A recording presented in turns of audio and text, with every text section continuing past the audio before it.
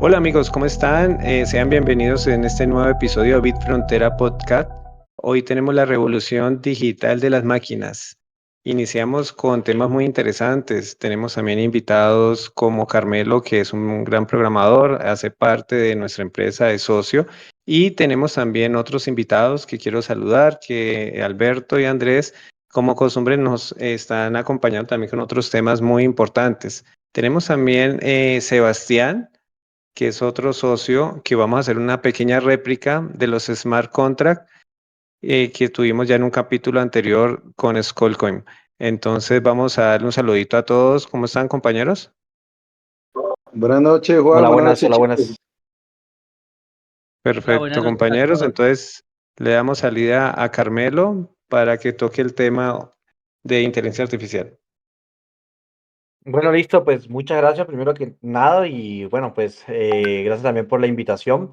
Y bueno, pues como tal, a mí me gustaría pues digamos como que conversar un poco sobre el tema de la inteligencia artificial y también entender digamos un poco el cómo funciona. Obviamente yo no soy ningún tipo de ingeniero ni nada con respecto a la inteligencia artificial, pero pues sí, la verdad lo vengo utilizando mucho y he creado muchos productos referente o que utilizan obviamente la inteligencia artificial. Y pues digamos que sí me gustaría pues como compartir digamos esa parte. Entonces...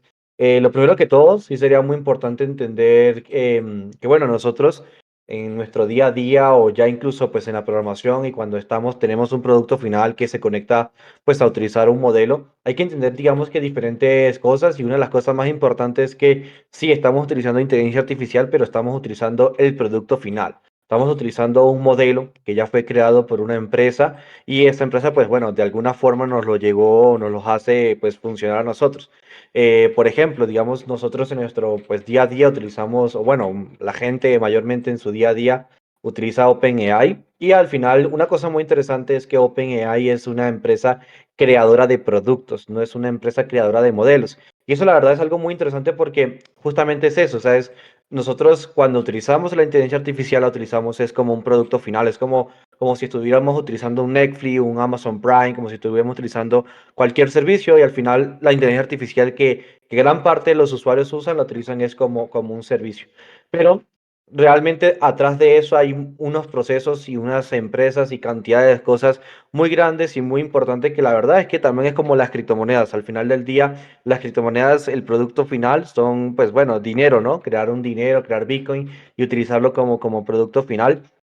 Pero tenemos tras las criptomonedas, tenemos algo muy bonito y muy hermoso, que es todo el sistema de blockchain, que obviamente pues muy poco se habla de eso, muy poco se aprende, muy poco se estudia, y obviamente pues también es algo muy importante y muy significativo aprender de eso, porque incluso aprender de cómo funciona blockchain, aprender cómo utiliza, cómo funcionan las criptomonedas, incluso a nivel filosófico, te deja una reflexión, porque obviamente todo es algo muy importante. Entonces, pues principalmente las criptomonedas, perdón, principalmente la inteligencia artificial, pues bueno, pues primero que nada, cuando pues crean los modelos, el cómo crear un modelo, pues realmente digamos que es muy complicado. Hay empresas que los crean de diferentes formas, no todo el mundo tiene, digamos que como la forma específica de crearlo, pero podemos apalancarnos de una gran información como la que nos proporcionó el paper de Dixie, que fue una de las últimas empresas bueno, que llegaron y aparte pues mostró un paper de la forma en que lo hizo. Y una de las cosas que más nos llamó la atención cuando llegó Dixie y nos mostró un modelo tan importante y nos mostró el sistema de razonamiento que llegó incluso antes que OpenAI, nos demostró una cosa y es que básicamente no necesitas grandes poderes computacionales para poder hacer eso. Obviamente sí, ellos tienen grandes poderes computacionales y tienen muchísimas tarjetas de video, no las últimas gamas, ni todas las últimas para empresas, ni nada, pero sí nos demuestra que obviamente sí, tienen grandes tarjetas de video, tienen gran poder computacional, pero una de las cosas que también nos demuestra es que al final del día lo que ellos lograron hacer fue optimizar procesos, mejorar el proceso, incluso, bueno, ellos explican en el paper que llegaron a un bajo nivel para poder hacer que el procesamiento fuese lo más rápido posible y lo más óptimo posible. Y eso justamente nos demuestra a nosotros bueno, o sea, que hay muchísimas empresas de mucho más grande nivel que pueden lograrse lo mismo. Y obviamente, digamos que a partir de ahí, a partir de ese primer concepto, es donde inicia pues todo el tema de la inteligencia artificial. Entonces, listo, nosotros ya tenemos un modelo pues cuantificado incluso porque también hay modelos cuantificados que hacen que el modelo pues básicamente es como lo optimiza mucho más de lo ya optimizado y tenemos también, bueno, diferentes tipos de modelos pues que podemos descargar que son públicos o modelos que, bueno, que son privados y no podemos descargarlo y obligatoriamente hay que pasar por una API para poder consumirlo, que hay que pagar, etcétera. Entonces, a partir de ahí, nosotros podemos decidir de cómo trabajar, ¿no? O sea, nosotros como empresa, nosotros como programadores, podemos decir, listo, ya tenemos un modelo, me puedo montar un servidor que lo procese, me puedo montar, no sé, Olama, me puedo montar el LM Studio para trabajarlo de forma local y que me salga pues 100% gratis. Pero claro, a partir de ahí necesitas también, por ejemplo, obviamente de nuevo volvemos al tema del poder computacional. Pero listo, tenemos otras opciones que son las más comerciales, el producto, como mencionaba, el producto más común es utilizarlo a través de una empresa, a través de sí, una empresa que proporciona un producto, un servicio. Entonces, los más grandes operadoras o las más grandes empresas que obviamente que proporcionan este servicio, pues viene siendo, por ejemplo, OpenAI y ahora pues actualmente también se une Cursor, se une Windsor, que son empresas pues más chiquitas, pero pues que a los programadores también la siguen utilizando mucho. A partir de ahí, de listo, ya tenemos un modelo, lo podemos utilizar, empiezan a crear muchos más productos, empiezan a crear muchos más servicios que podemos utilizar y uno de los más grandes y donde ahí me gustaría pues entrar muy en concreto y es justamente los servicios de los programas que vienen a reemplazar a los programadores o que vienen los modelos que vienen a quitarle trabajo a los programadores y también a los diseñadores gráficos.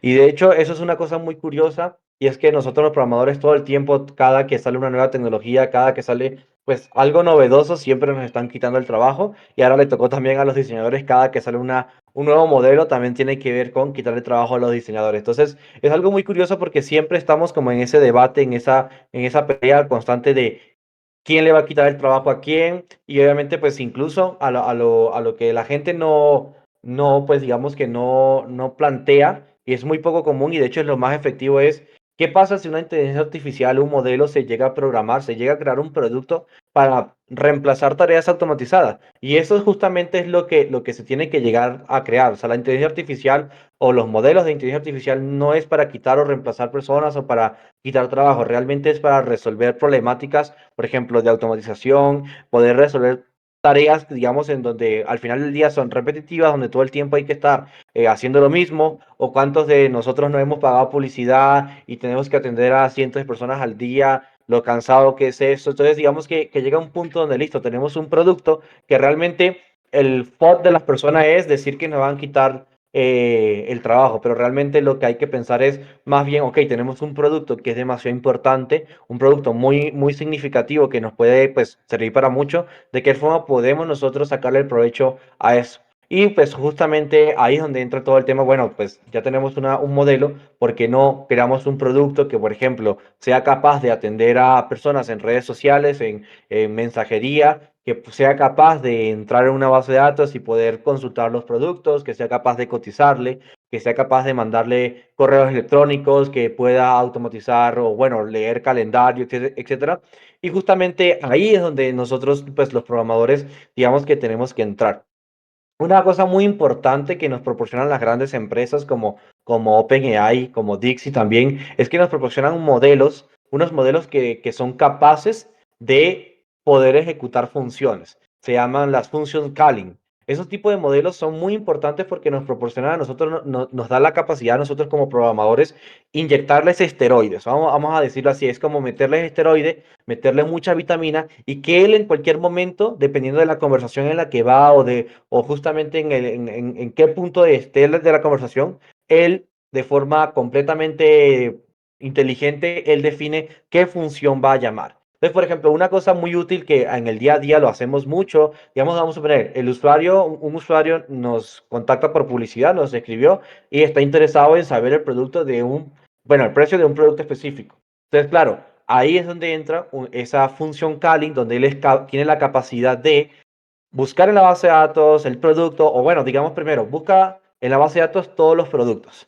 Listo, de todos los productos consiguió el ID del producto específico que está preguntando el usuario. A través de ese ID va a buscar ahora el precio de ese producto. Entonces, él tiene la capacidad, si nosotros le creamos esas herramientas, porque realmente son herramientas, si nosotros tenemos la capacidad de decirle, oye, la primera función que necesita es consultar a la base de datos. Segundo, tienes la capacidad de poder buscar los precios. Entonces, a partir de ahí, nosotros podemos crear un sinfín pues, de productos, un sinfín de cualquier tipo de cosas que se nos ocurra. Y bueno, una cosa muy triste también para finalizar, una cosa bastante triste, es que hemos visto grandes empresas como Amazon que tienen grandes servidores y tienen un montón de modelos, empresas aún mucho más grandes como Google que tienen servicios como justamente lo de OK Google, lo de pues Google Home, y vemos cómo esos productos que hace mucho tiempo nos lo vendían como inteligencia artificial, vemos que hoy en día no tiene inteligencia artificial y nos damos cuenta en pocas palabras, lo tontos que son. Y es muy triste ver que grandes empresas como ellos aún no han inyectado esa inteligencia artificial en esos servicios. Y es justamente también es una forma de nosotros darnos cuenta que hay muchísima, digamos, disponibilidad de mercado que podemos nosotros mismos crear esos reemplazos. Y la verdad, digamos que hasta aquí que me gustaría llegar, pero realmente, no, realmente antes de sentirnos tristes porque la inteligencia artificial nos va a quitar trabajo, realmente hay que sentirnos más bien es felices porque la inteligencia artificial nos abre un gran abanico de oportunidades para nosotros utilizarla para generar trabajo y generar muchos más servicios y mucho más software muy útil. Hasta aquí me gustaría. Interesante, muy interesante lo que nos traes. Queremos hacer en este momentico una réplica de 3 minutos entre los compañeros, darnos una opinión o preguntas hacia Carmelo. ¿Listo? Iniciamos con 3 minutos. No, muy interesante, como dijo Juan, un contexto muy claro, Carmelo. Bueno, yo feliz sí estaría, pero también preocupado porque soy muy desconfiado. Yo tengo preocupación en cuanto al marco normativo. Es más, con Bitcoin y otras tecnologías no hay regulación estatal. Con IA solo he visto unas cositas por ahí en Europa, nada más. Entonces yo sí tengo unas preocupaciones. También opino, ¿cuándo llegará el momento cuando las IAs empiecen a generar comunidades independientes y autónomas del ser humano? ¿Cierto? Cuando el humano no esté o no intervenga en sus operaciones, ahí sí me preocuparía yo. Entonces son como mis dos dudas que tengo. Bueno, pues lo primero con respecto al tema de regulación, pues realmente, de hecho, incluso la Unión Europea, incluso llegó tarde al cuento, llegó tarde a tener que ponerse a regular justamente eso. Fue pues, uno de los que llegó tarde. Incluso podríamos decir también que el último caso más reciente que sucedió, cuando el modelo de inteligencia artificial de OpenAI se hizo famoso por el tema de crear imágenes con el estilo de estudio Ghibli, ahí nos podemos dar cuenta que no hay regulación, ¿no? El tema de copyright, el tema de justamente saltarse los derechos de autor, el tema todo el tema de que ellos puedan hacer, entre otras cosas, pues realmente no es muy complicado, digamos, aún no hay regulaciones, ¿no? En Colombia, pues por supuesto que tampoco hay regulaciones y la verdad, pues es complicado el tema de que llegue porque pues al final lo que pues bueno mayormente aquí hacen es cuando ya hay mucha presión pues empieza a llegar esas regulaciones. Pero también hay que tener en cuenta y es, digamos, en qué uso le están dando a la inteligencia artificial, ¿no? O sea, en qué uso lo están aplicando. Y pues digamos que el mayor uso principal que pueda haber siempre es, o bueno, casi el principal uso que están dando actualmente es tema de mensajería, ¿no? Entonces, ahí al final del día, ahí es que ver otro tipo de regulaciones que ya existen, ¿no? Por ejemplo, el tema de la regulación justamente de la política de privacidad, ¿no? Eso ya existe, entonces obviamente al final del día ahí también aplica, porque por más que él esté respondiendo, pues al final del día él también él también, bueno, la empresa, pues digamos que tiene que cumplir con ese tema de política de privacidad. Por último, lo otro, el tema de cuando, digamos, como justamente que ya como que él empiece a generar una autonomía, pues es que pues realmente al día de hoy eso es muy complejo, ¿no? Es muy difícil de decir que ya exista y realmente pues no existe. Al final del día él funciona es como preguntas y respuestas, es decir, la pregunta que tú le metes o el input que tú le metes, al final lo que va a hacer es generar una respuesta. O sea, no tiene más. De hecho, ustedes dirán, no, pero es que él ya tiene acceso a Internet. Es que el acceso a Internet que él tiene es justamente gracias a lo que justamente les mencioné ahorita, que era lo de la función calling. Esa función calling lo que hace es simplemente conectarse a una API, que esa API es un buscador de Google, digamos, bueno, en el caso de OpenAI puede ser un buscador de Bing. Él hace la búsqueda con palabras clave y le responde y ya está. O sea, no tiene autonomía de conectarse a Internet y de él hacer lo que él quiera, sino simplemente tiene la autonomía o el máximo es hasta lo que nosotros le proporcionamos. Si nosotros le proporcionamos máximo una función calling que es únicamente para buscar por WhatsApp, únicamente va a tener acceso hasta eso. Obviamente eso es hasta ahora, ¿no? El día que genere una autonomía o pues que tenga un mega super cerebro y que él tenga sentimientos y todo, pues es que ahí la verdad que Dios nos ampare porque no sabemos muy bien qué va a suceder porque no sabemos. Pero claro, eso no va a suceder ni aquí, ni en 3 ni en 5 años. Por ahí puede suceder en unos 10, 20 años, puede que lleguen a encontrar eso, o que se logre esa completa autonomía y que esté completamente conectado a todo el Internet de forma libre. Pero la verdad lo dudo que llegue a suceder por justamente el tema de la regulación. O sea, de aquí a 20 años, 100% hay regulación en cualquier país con respecto a la inteligencia artificial. Y yo estoy muy seguro que una de las regulaciones es con respecto al tema de la privacidad, es que él no puede tener acceso libre a toda la información o acceso autónomo a cualquier servicio, a cualquier internet, digamos. Ahí justamente es donde yo creo que es donde apuntaría la regulación, es justamente a ese tema de más de por seguridad, ¿no? Yo no creo que lleguen a existir modelos que hagan eso. Aparte, igual, un modelo, recuerden que un modelo se tiene que ejecutar en una computadora. Mm, ya habría que ver también otra cosa, es qué llega a suceder si ese modelo se ejecuta fuera de una computadora, cosa que, bueno, que al final del día es muy imposible, ¿no? Porque sí o sí tiene que funcionar en algún aparato eléctrico. Entonces es complicado al final del día que llegue a suceder algo así como que tenga una autonomía completa.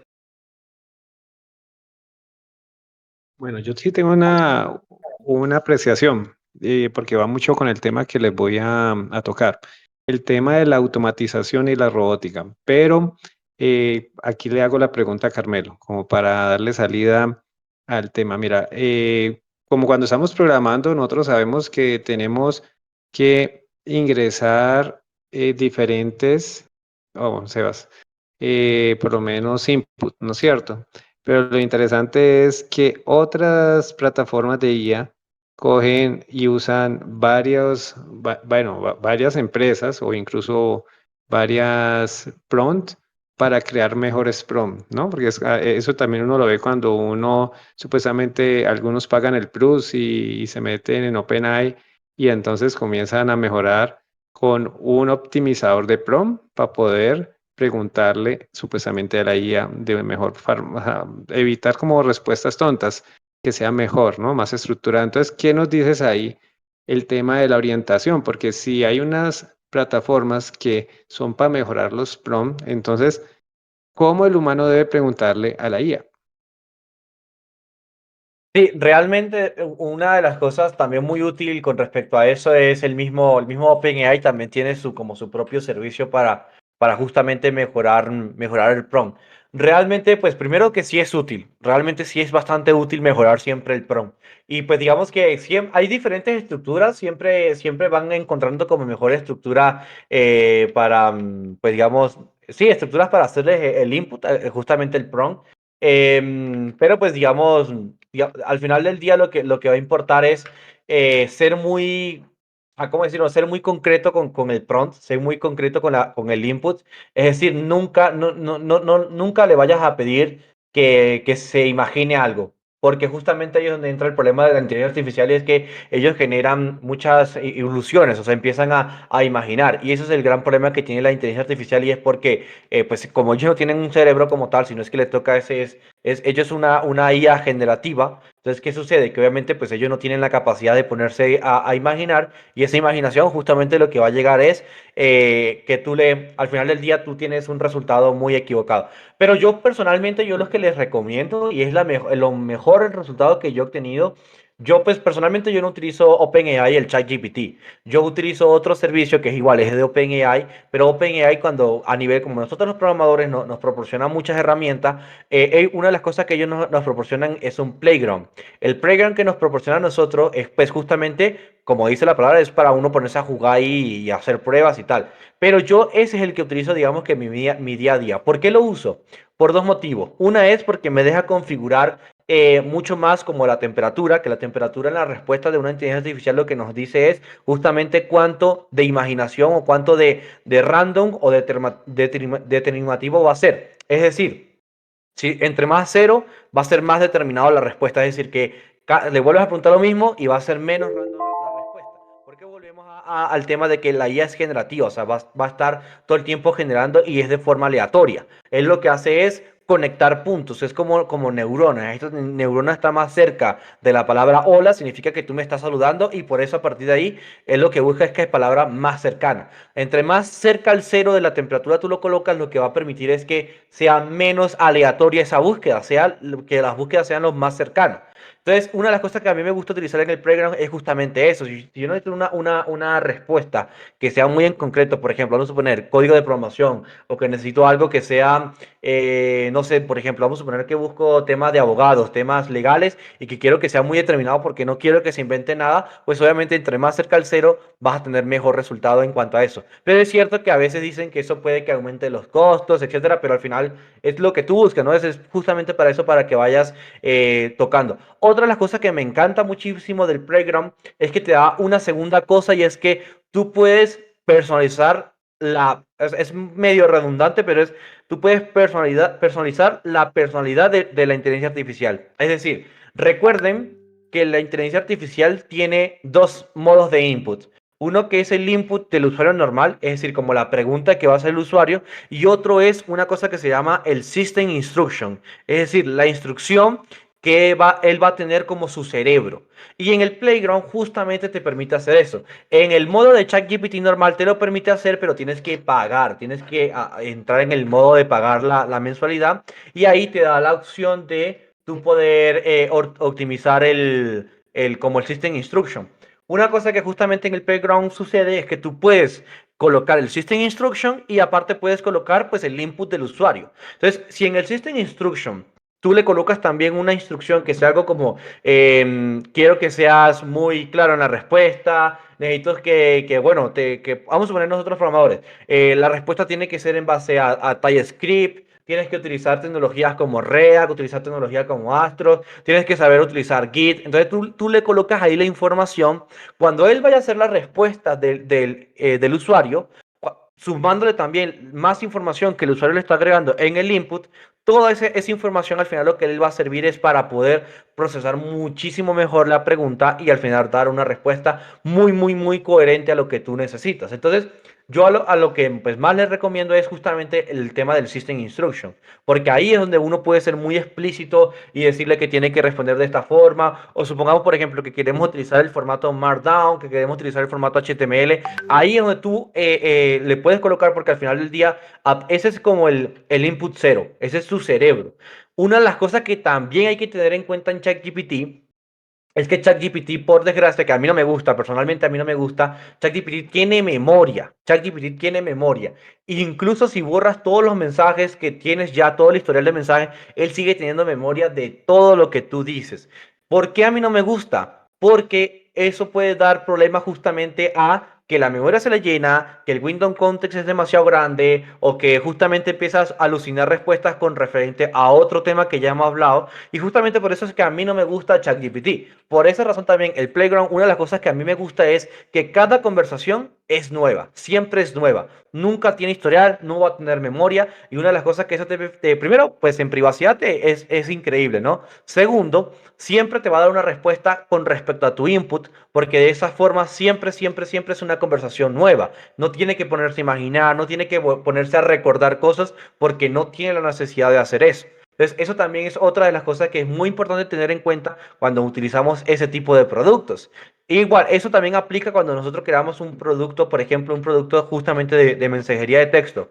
Si nosotros creamos un producto de ese tipo, hay una cosa que hay que tener en cuenta es cuánto mensaje le metes. Y hay que también tener otra cosa en mente y es lo que se le llama el window context. El contexto, la ventana de contexto, lo que nos dice a nosotros es, entre más textos le metas, ¿verdad? Él va a ser más inteligente. Pero si te excedes de tantos caracteres, digamos, de tantos tokens de entrada, él ya a partir de ahí ya empieza a tener problemas porque no va a recordar lo que hizo previamente o la información previamente que le envías. Por eso también es muy importante saber todos los modelos que existen, que son públicos y todo, saber cuánto contexto tiene, cuánto window context tiene, y de esa forma tienes tú que programar o lo que vayas a hacer, tener en cuenta, ok, no puedo hacer que el usuario meta muchos mensajes, o si el usuario dejó de responder en una hora, reiniciamos la conversación para que así se reinicie el window context. Entonces, eso también es muy importante tenerlo porque justamente si el mensaje es demasiado largo o empieza a ser una conversación demasiado larga, él empieza a tener muchos errores también.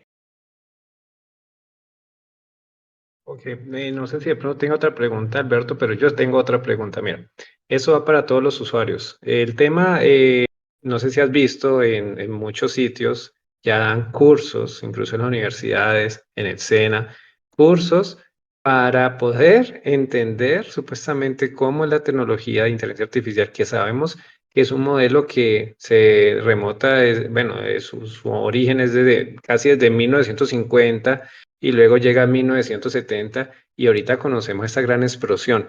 Pero lo que yo le iba a decir a Carmelo, que es el tema muy interesante, es cómo en las universidades le van a explicar a los estudiantes el tema a los muchachos, a los niños, porque son obviamente los que van a seguir como programando.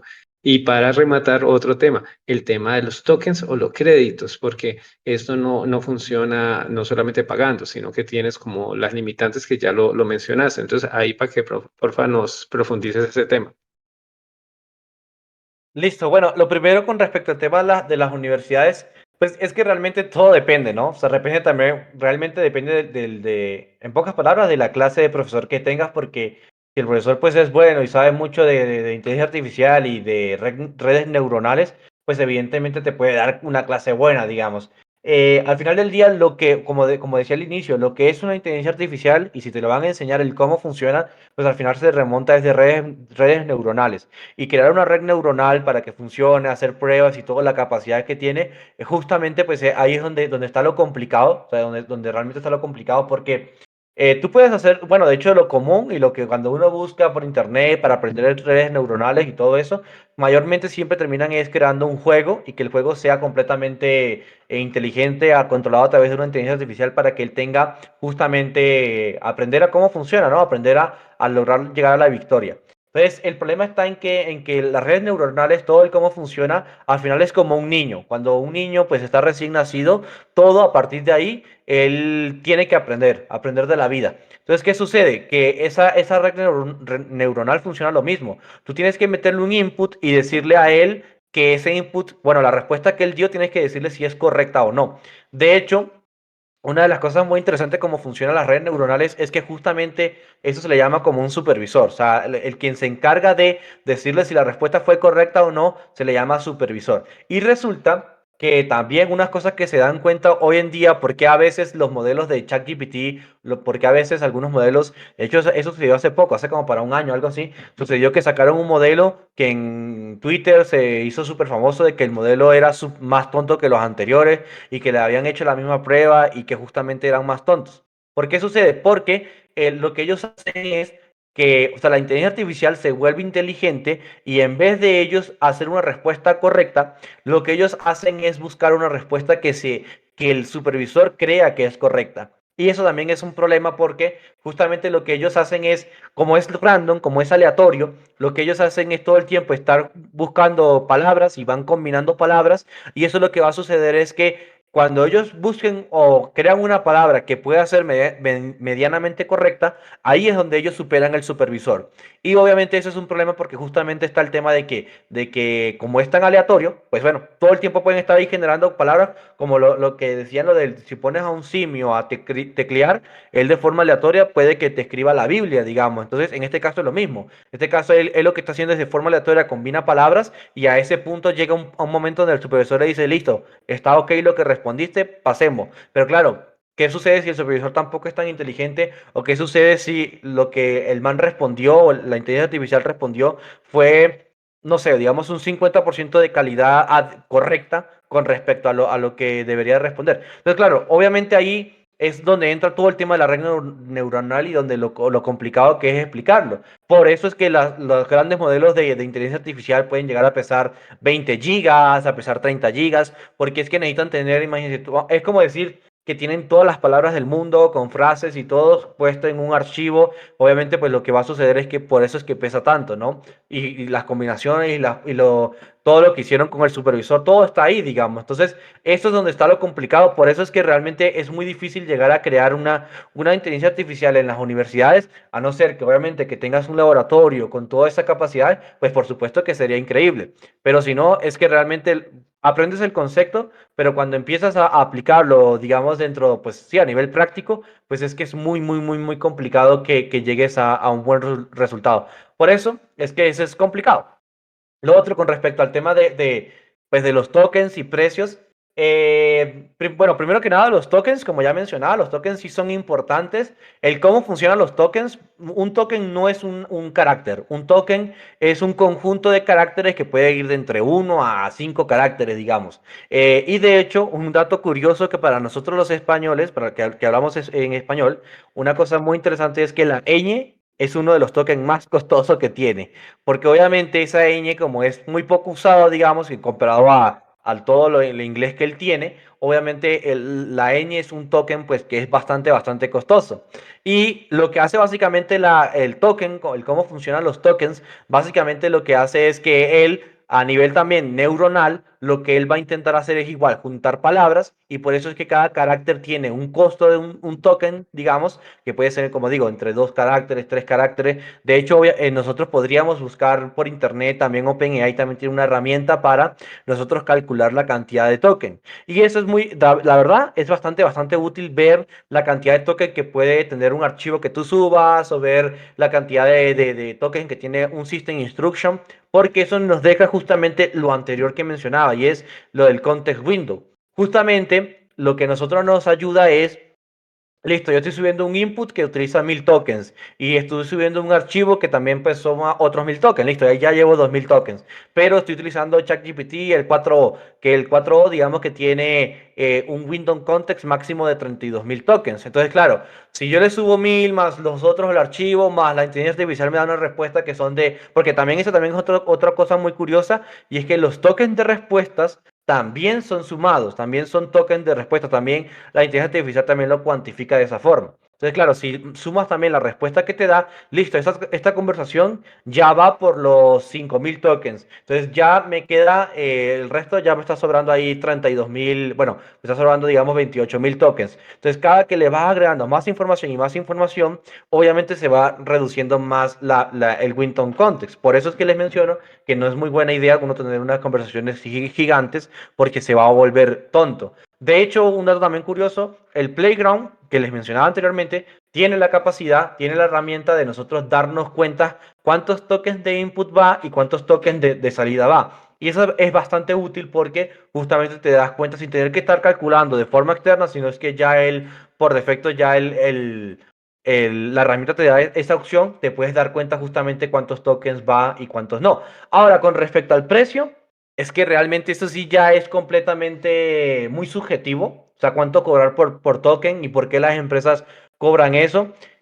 Tengan en cuenta que al final del día hay una CPU, un GPU que está al final, atrás, ejecutando esa operación.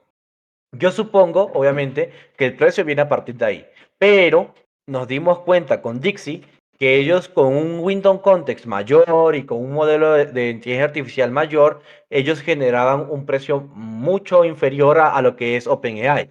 ¿Por qué motivo? Pues justamente con respecto a lo que también mencionaba anteriormente, y es que ellos lograron hacer que la GPU fuese mucho más óptima, mucho más rápida, con un procesamiento mucho mejor a lo que tiene OpenAI. Entonces, obviamente, ellos cobran ese precio, OpenAI cobra ese precio, es con respecto a básicamente el poder computacional que ellos usan, más todo el tema del dinero que ellos gastan, más la ganancia. Entonces, sumado a todo eso, es el precio que ellos dan. Pero hay que tener en cuenta una cosa que sí es muy también muy importante, y es el precio que a nosotros los programadores nos cobra OpenAI. Es muy diferente al precio que ChatGPT cobra. Por eso vuelvo y repito, y yo podré sonar cansado, pero es que siempre es mejor utilizar, y nosotros somos programadores, nosotros trabajamos de eso, entonces es mejor para nosotros hacer el consumo de la inteligencia artificial a través de la API. ¿Por qué? Porque es mucho más económica. Estamos hablando que, por ejemplo, a nosotros nos está cobrando ChatGPT en la suscripción que tiene. ¿Cuánto cobran? Es $20 mensuales, ¿no? Claro, eso tiene un límite ahí, tiene que decir razonamiento, cuánto se puede usar y tal. Listo. Ahora nos vamos, por ejemplo, vámonos al último modelo, uno de los mejores modelos que acaba de sacar y es de los más usados ahora y más económico también, es cierto, y es justamente el GPT-4.1.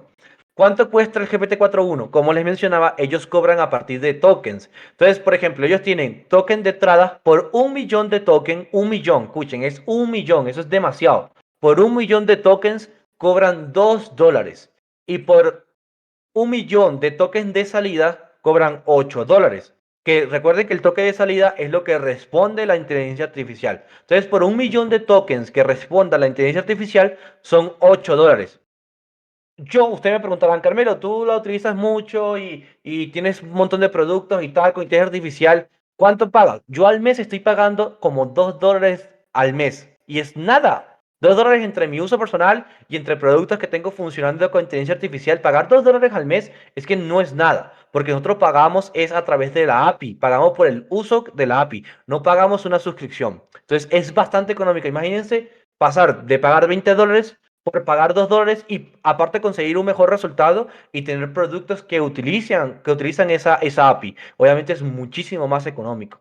Y así como ese también está, pues obviamente pues el otro, la competencia que viene siendo Dixie, que ellos cobran, pues ellos tienen un precio también un poquito más económico, teniendo en cuenta pues que el modelo pues también es un poquito más avanzado. Igual, por ejemplo, por 1 millón de tokens de entrada, nos cobran, por 1 millón, es excesivo, por 1 millón nos cobran 0.27 de dólar, teniendo en cuenta que OpenAI nos cobra $2.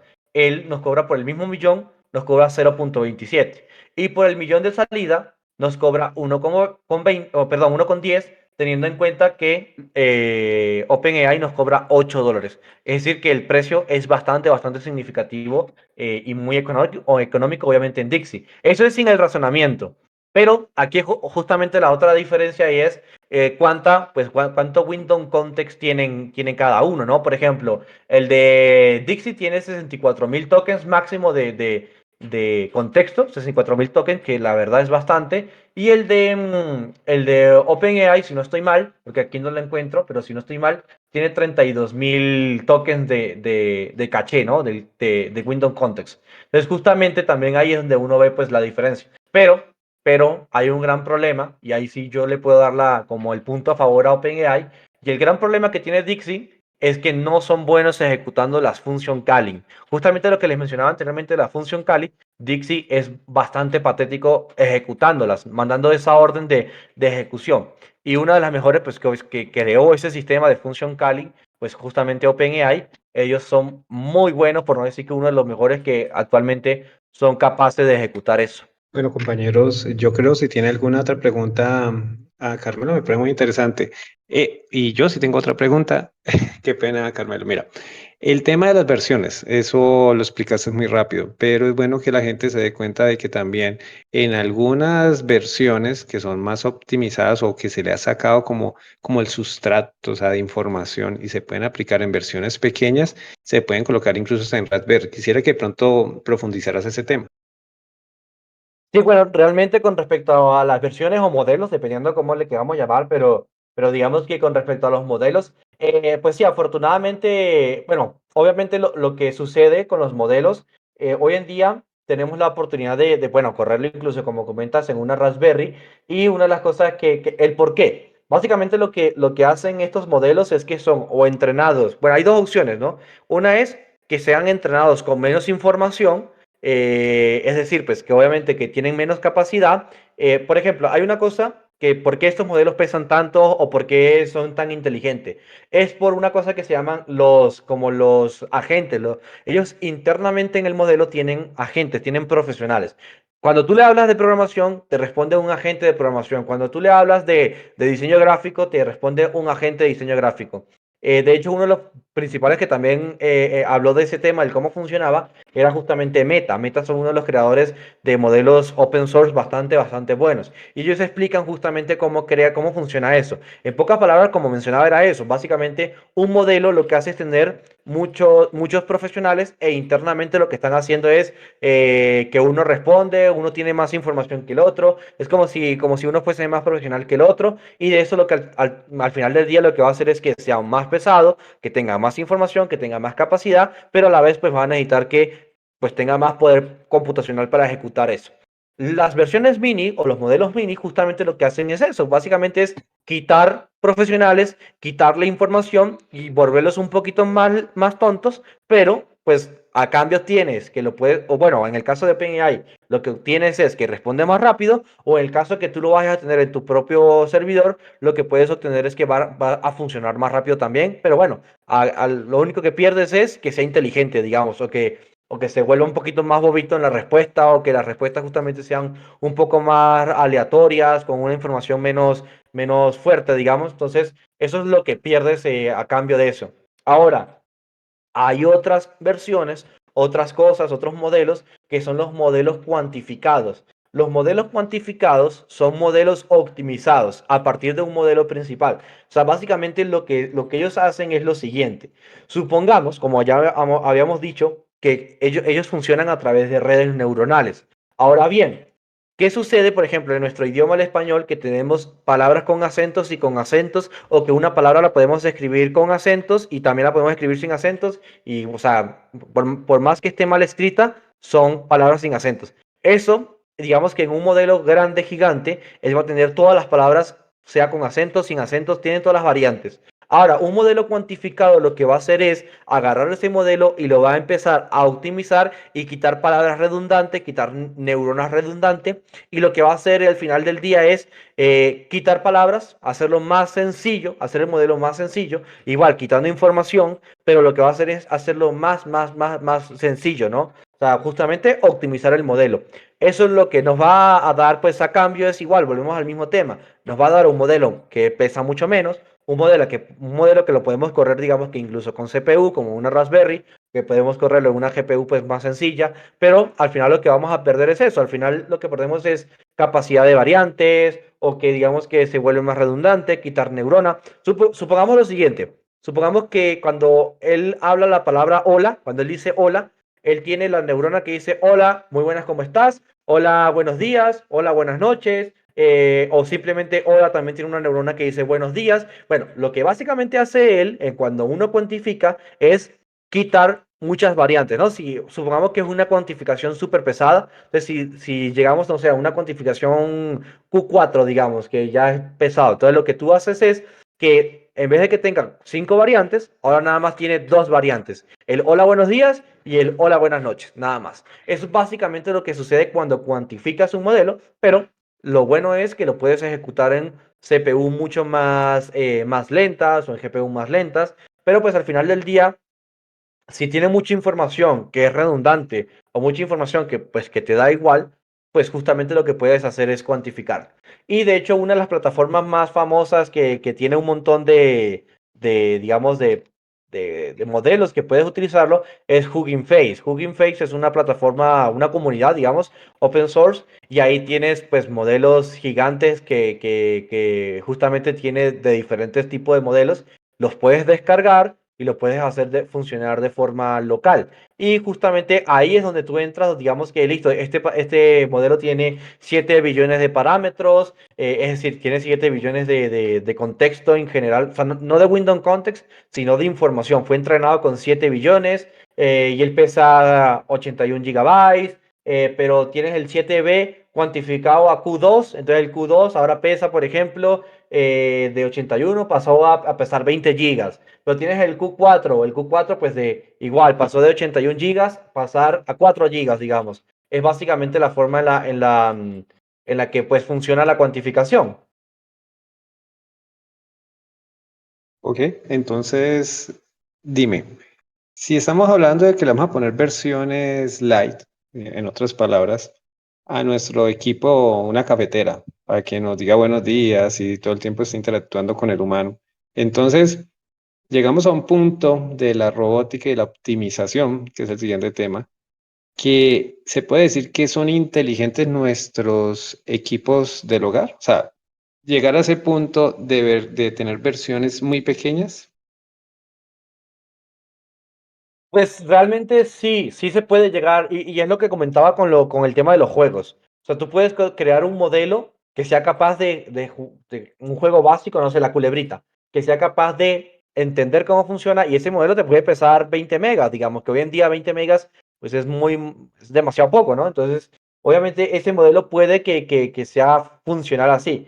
Al final del día, si en este caso justamente lograr tener pues, un modelo que sea capaz de responder en una cafetera, digamos, sí, es completamente capaz. Y obviamente, pues, bueno, ahorita como van a hablar de robótica, es que justamente es lo que se logra hacer, ¿no? Al final del día son redes neuronales que, como tú muy bien dices, la inteligencia artificial no existe desde ayer, no existe desde hace 3 años. La inteligencia artificial o lo que viene siendo las redes neuronales existen desde hace mucho tiempo atrás. O sea, al final lo que es un modelo, pues un binario que es lo único que hay que entender una cosa y es que es donde yo creo que va a llegar la inteligencia artificial en un futuro y es modelos por casos de uso. No es lo mismo un modelo para programación que un modelo para diseñador, que un modelo para únicamente ser un call center. Yo creo que en un futuro no muy lejano, pero obviamente ya lo estamos viendo, pero lo vemos muy generalizado igual. O sea, yo creo que en un futuro no muy lejano van a empezar a existir únicamente modelos que son open source, que son muy bajos y muy fáciles de correr, que van a ser especializados únicamente en un tema. Y yo creo que ahí es justamente donde va a entrar justamente el funcionamiento listo. Tenemos un modelo que nada más pesa 2 gigas, digamos, pesa 1 giga, que lo puede correr en cualquier CPU, lo podemos meter en una cafetera. ¿Por qué? Porque ese modelo únicamente, no sé, digamos, modelo de ser cordial, no sé, modelo de generar conversación. Entonces, yo creo que ahí es donde nosotros vamos a llegar al tema de que deberíamos de poder tener ese tema de que van a ser modelos por casos de uso y justamente en ese caso nosotros podríamos aplicarlo en cualquier software, bueno, mejor dicho, en cualquier hardware, para que obviamente, pues, sin ser algo tan potente se pueda utilizar. Y de hecho es que por eso digo que esto no es algo nuevo. Lo podemos ver en el caso de Tesla. ¿Cómo hace un Tesla para correr un modelo, no? En lugares sin internet, ¿no? La gente dice, no es que eso se conecta a internet. No, no, ¿cómo hace un Tesla? Tú lo puedes llevar por ahí para que funcione en un lugar completamente remoto sin internet. Bueno, también es cierto que existen los satélites de Tesla, pero bueno, de SpaceX. Pero digamos que justamente sin nada que ver con internet, que él funcione. ¿Cómo hacen? Porque es que son modelos específicamente entrenados para eso. ¿Cómo hacen, por ejemplo, bueno, que esto lo van a hablar ahorita, cómo hacen para que los robots estos que sirven para limpiar casas, cómo hacen para que funcione? Y eso también se pueden hacer funcionar sin internet, sin nada. Tú lo puedes hacer y lo va a funcionar. ¿Cómo hacen para que funcione? Pues igual, es que es un modelo de red neuronal que está completamente especializado para eso. ¿Cómo hacen, por ejemplo, supongamos esos robots de limpieza para identificar cuando es la caca de un perro y no ensuciarse ello? Porque ya fue muy entrenado muchas veces con esa imagen, con ese tipo digamos, este tipo de excremento, ese tipo de forma que tiene. Justamente fue entrenado miles y casos y lo siguen entrenando para que justamente él diga, mira, esta forma tiene una forma de una caca de perro, no la voy a recoger porque me voy a ensuciar y me puedo romper el sistema. O sea, básicamente lo que hacen es entrenar y entrenar modelos para casos de uso y es lo que yo creo que va a suceder. Y la verdad, no creo que sea dentro de mucho, porque es que es ahí donde entramos justamente al tema de casos de usos efectivamente es que valgan la pena, ¿no? Es lo que comentaba con el Google Home. ¿Por qué no hacen inteligente el Google Home? Lo van a hacer, yo estoy muy seguro que lo van a hacer, pero ¿cómo harán para que Google Home pase de ser lo que es ahorita a que sea inteligente con una actualización? Igual es instalar un modelo que sea, que entienda cualquier cosa que tú le digas, al final lo que él va a hacer es un consumo a una API, a lo de la función calling. Entonces, claro, si tú le entrenas un modelo que sea simplemente capaz de traducir o bueno, sí, de entender todo para que lo manden a una API y él tenga una respuesta, pues es que eso es lo que realmente va a suceder. Y la verdad, como digo, no es complicado teniendo en cuenta lo que hoy en día han generado con tantos modelos tan pesados y tan gigantes. Crear un modelo especializado para una sola cosa, para nada va a ser difícil. Bueno, no sé si has escuchado sobre los personajes de GTA 6. Sí, claro, claro. ¿Qué nos puedes decir? de esos modelos que están entrenados en IA. O sea, todavía no sabemos el juego, pero esas son las pistas que nos Sí, dan. sí.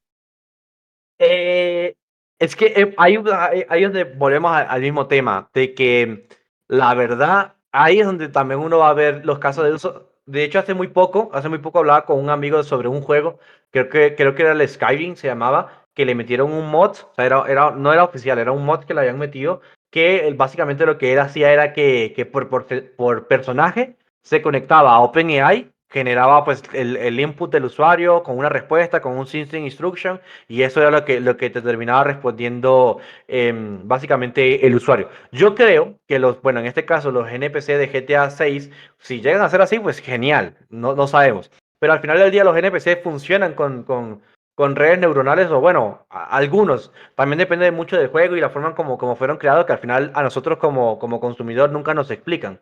Pero supongamos, ok, en el caso de GTA 6 que logren hacer eso o que hagan eso, realmente no es algo tampoco tan difícil, porque lo que justamente te mencionaba antes de que, por ejemplo, nosotros, y eso lo podemos hacer hoy en día, o sea, eso para nada es difícil. Nosotros queremos generar una inteligencia artificial para que logre jugar, como te digo, el jueguito de la culebrita, ok, eso es justamente, a partir de ahí, inicia justamente cómo crearíamos nosotros un modelo, cómo que generaríamos una inteligencia artificial para que entienda lo que está sucediendo en el contexto de un juego, que un juego es mucho más limitado a la vida real. O sea, un juego van a suceder casos que tú como programador ya lo tienes personalizado. O sea, vamos a suponer que tú dices, listo, va a llover en tal momento aleatorio, o en tal momento va a llegar la policía y justamente va a suceder esto, listo.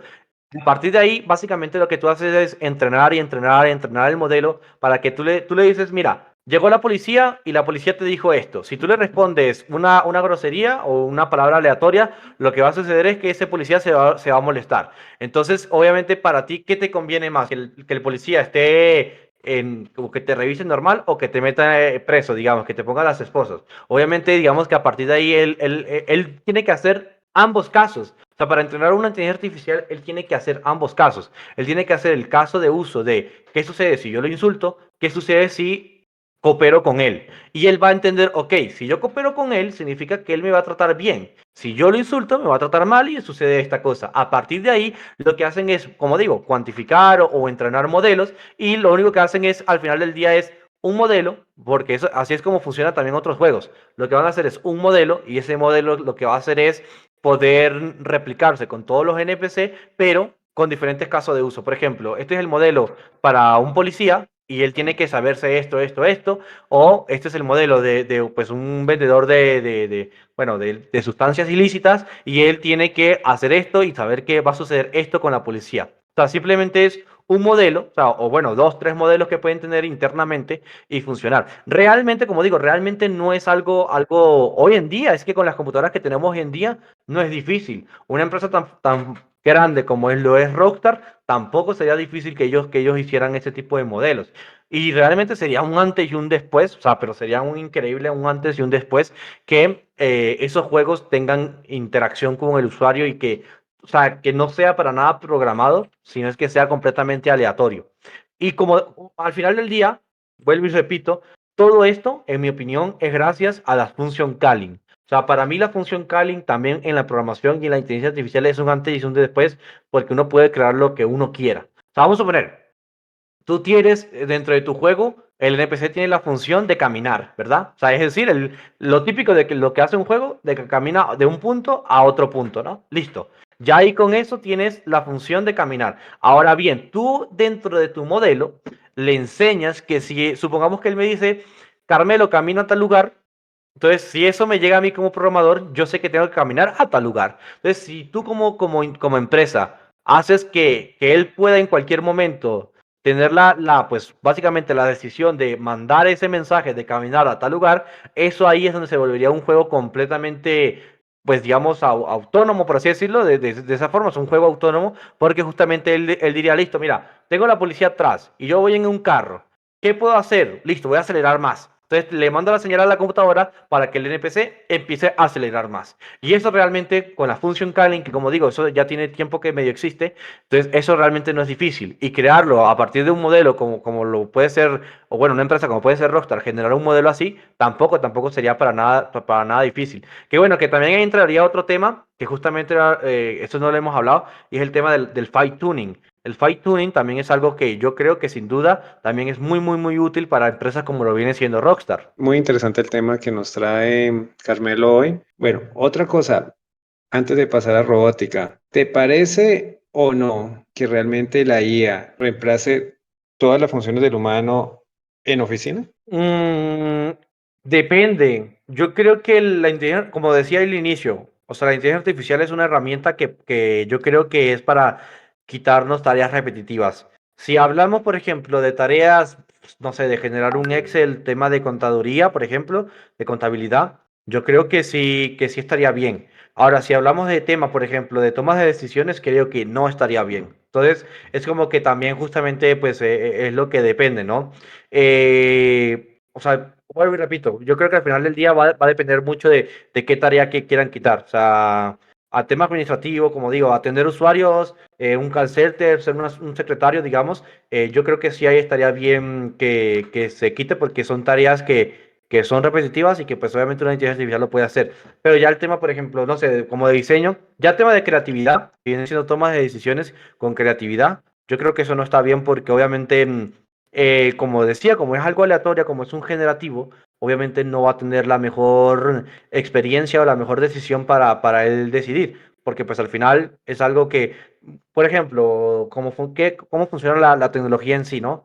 Al final todo es unos y ceros, que esos unos y ceros están dentro de una, pues, digamos, de una parte electrónica, que esa parte electrónica, de hecho, han sucedido casos que, no muchos, muy pocos, pero han pasado que por, no sé, digamos, que interferencia que viene desde el sol, digamos, o sea, ¿cómo decirlo? Un rayo, un X cosa que sucede, que eso va a hacer que la computadora iba a decir que sí y ahora dijo que no, simplemente porque algo lo interfirió. O sea, son casos extremos que han llegado a suceder muy poco, o sea, dos, tres veces, algo así, pero han llegado a suceder. Entonces, ahora imaginemos que con esa toma de decisión, que no sé, supongamos un caso extremo, supongamos que a él le toca decidir si va a iniciar la guerra con algún país o no, y él iba a decir que no, pero justo interfirió algo y dijo que sí. Entonces, evidentemente, digamos que son cosas que él no va a tomar las mejores decisiones en cuanto es algo creativo, en cuanto es algo administrativo, por supuesto que no. Entonces yo creo que ahí es justamente donde no se puede reemplazar. Ok, mira, hay otros temas como el almacenamiento, el tema que están hablando de que consume mucha agua, y yo creo que eso lo dejamos para el segundo capítulo del próximo miércoles. Te agradecemos realmente que estés presente y realmente el conocimiento pues ha sido increíble. Le damos la entrada a Sebastián, que en este momentico tiene un tiempo muy corto, entonces nos va a dar el tema de los smart contracts, el tema de legalidad. ¿Listo?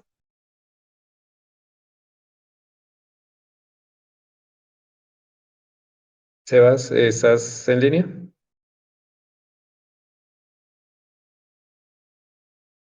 ¿Ahí me escuchan?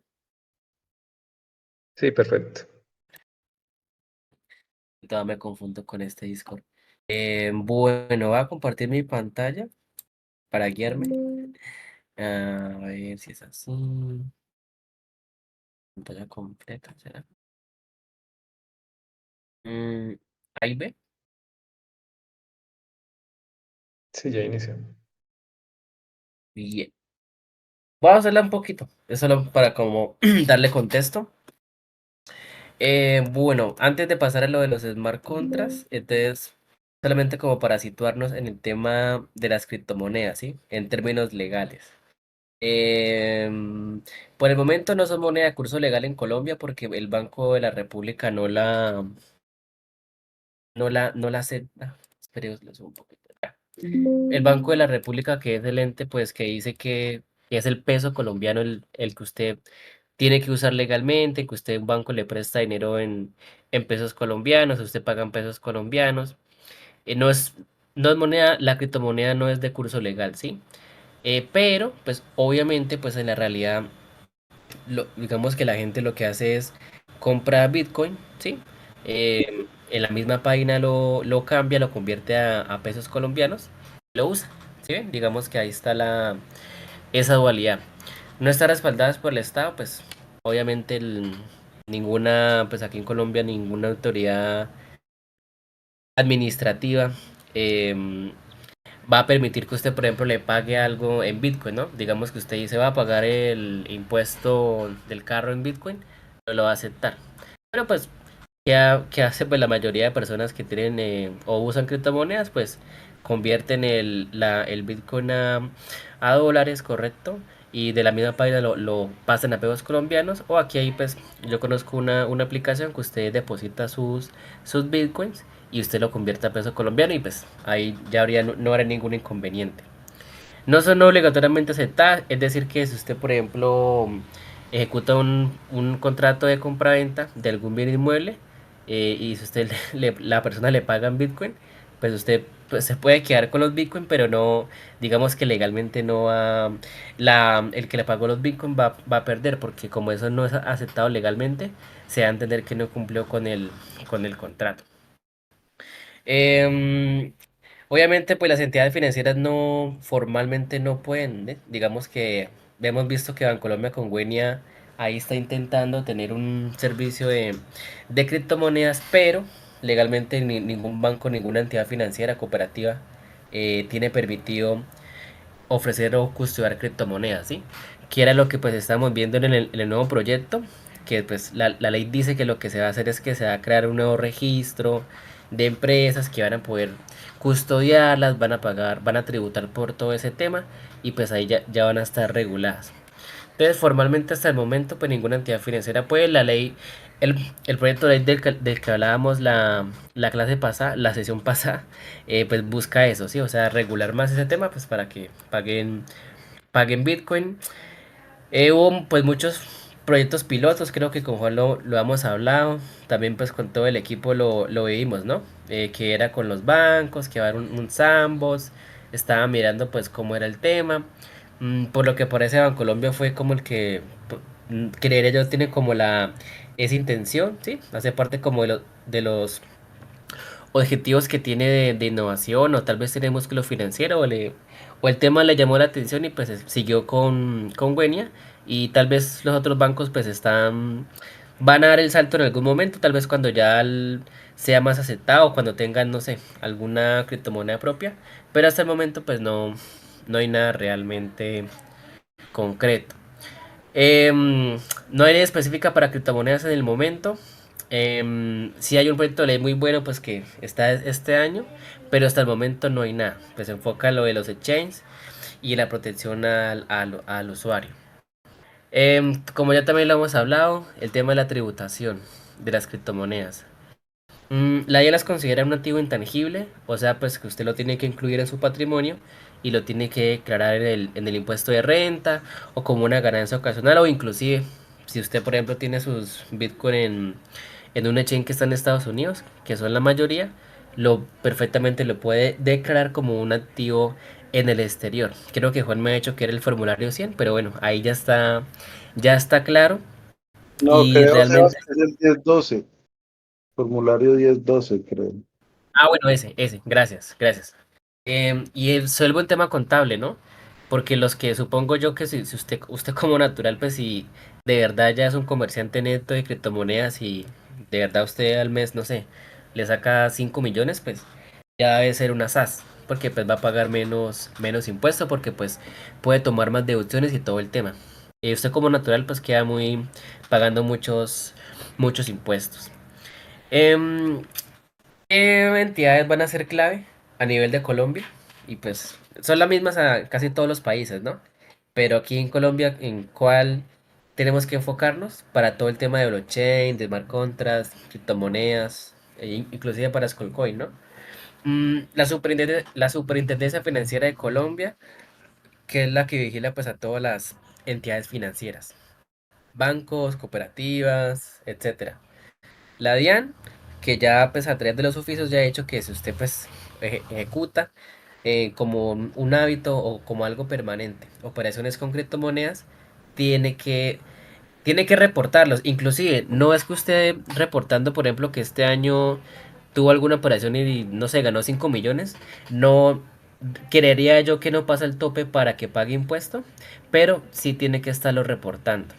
Que ahí pues muchas personas, por ejemplo, a veces dicen, no, es que si reporto que yo, no sé, gané tanto Bitcoin ya va a pagar impuesto. No, porque en realidad, si usted es una persona natural, creo que tiene que superar los 50 millones y tener creo que en cuentas como 40 millones. O sea, el tema es contable, pero reportarle a la DIAN o declarar no significa que usted tenga que pagar impuesto necesariamente. Igualmente, por ejemplo, algo curioso en la página que yo usaba antes, en la aplicación Cobro, cuando yo depositaba mis Bitcoin, ahí ya me estaban cobrando el IVA, ¿correcto? Entonces, pues ahí ya sí o sí, yo veo pues que sí, hay muchas aplicaciones que ya están cobrando impuestos por todo el tema de las criptomonedas, solamente pues que ellos lo generaban como una operación financiera de intercambio o algo así, pero realmente ahí ya la DIAN ha recibido su dinero por este tema.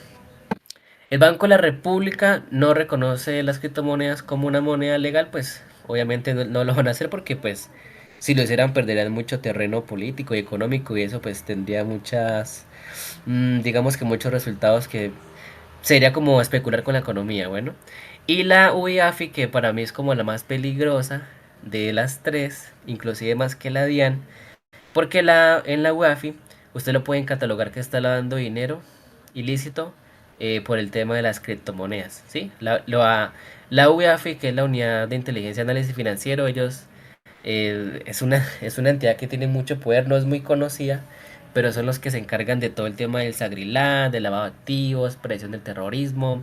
Es una entidad bastante peligrosa, diría yo, porque no es muy conocida, pero maneja mucha información y todo el mundo le reporta a esta entidad. Por ejemplo, si usted mañana le pagan 50 millones de pesos, el banco le está ahí, lo puede marcar usted como una operación sospechosa, pues obviamente si usted lo que mueve normalmente es 1 millón, 2 millones, ahí puede caer. Entonces, pues obviamente será mucho más curioso o peligroso si usted dice, no, es que esta operación fue porque yo vendí tanto Bitcoin, ¿sí?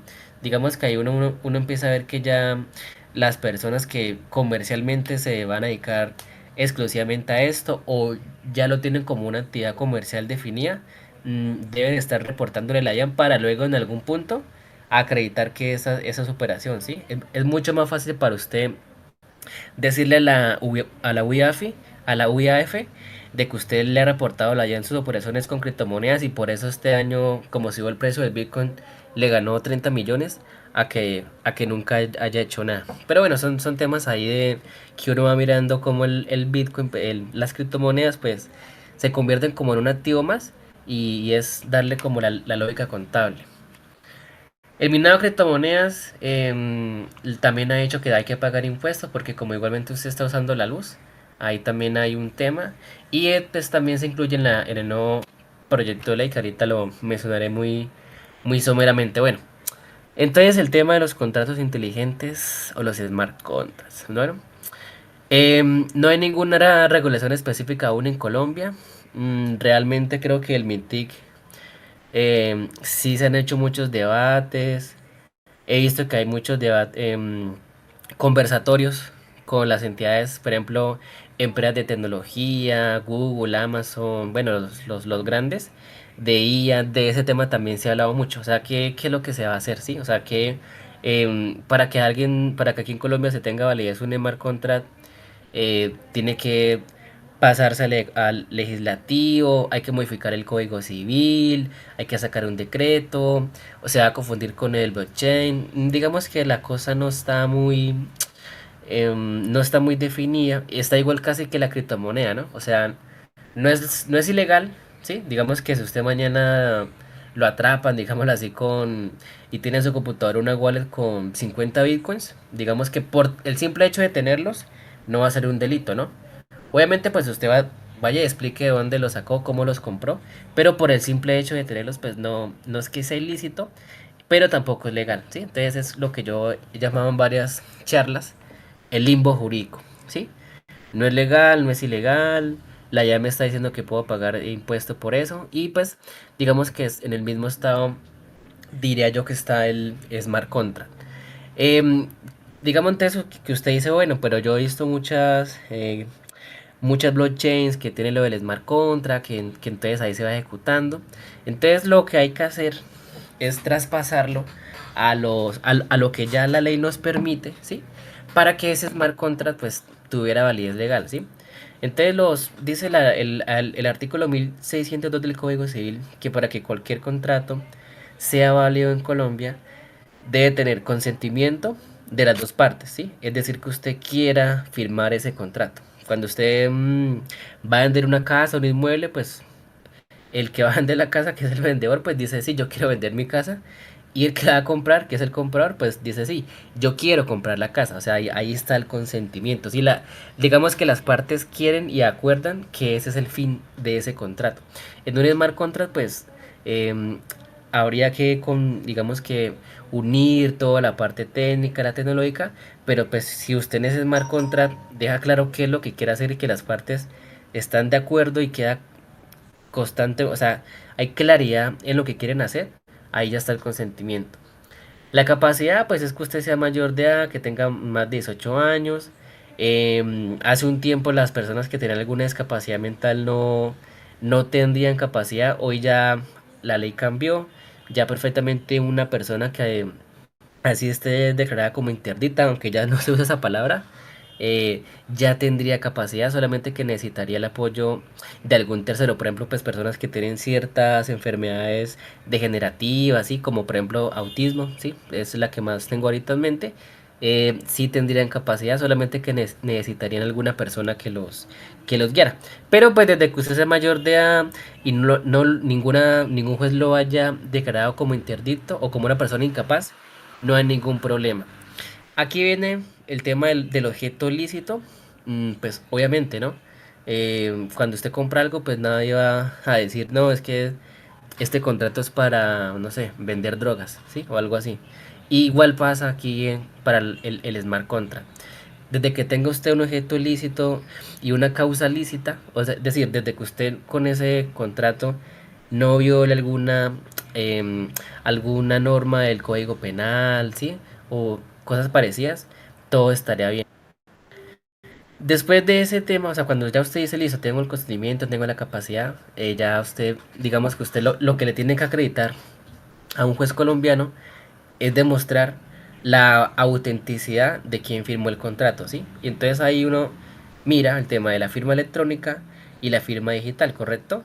Es decir, si usted, por ejemplo, aquí con Certicámara, una entidad colombiana, pues usted le paga a Certicámara para que Certicámara le guarde su firma electrónica y cada vez que usted va a firmar algún documento, o alguna firma, ellos son los que se encargan de validar que esa firma que usted tiene ya guardada en un formato de clave, puede ser de hash, sea efectivamente la suya, ¿sí? Igual que cuando usted firma un contrato digital, ¿sí? Usted pues digamos, no sé, hay gente que usa DocuSign, hay otros que dicen, no, yo tengo mi propia firma electrónica y pues usted le dan ahí el espacito como para que usted la incluya, la firme, o si no, la, mm, el proveedor tecnológico le tiene que dar a usted un código, ¿sí? Un código. Y usted luego ese código lo valida en la página y usted efectivamente muestra que sí, que la persona en tal día, en tal fecha firmó ese contrato, tal, y listo. Desde que tenga eso, pues listo. Ya usted dice, listo, fue Sebastián el que firmó ese contrato, ese smart contrato en tal día, tal.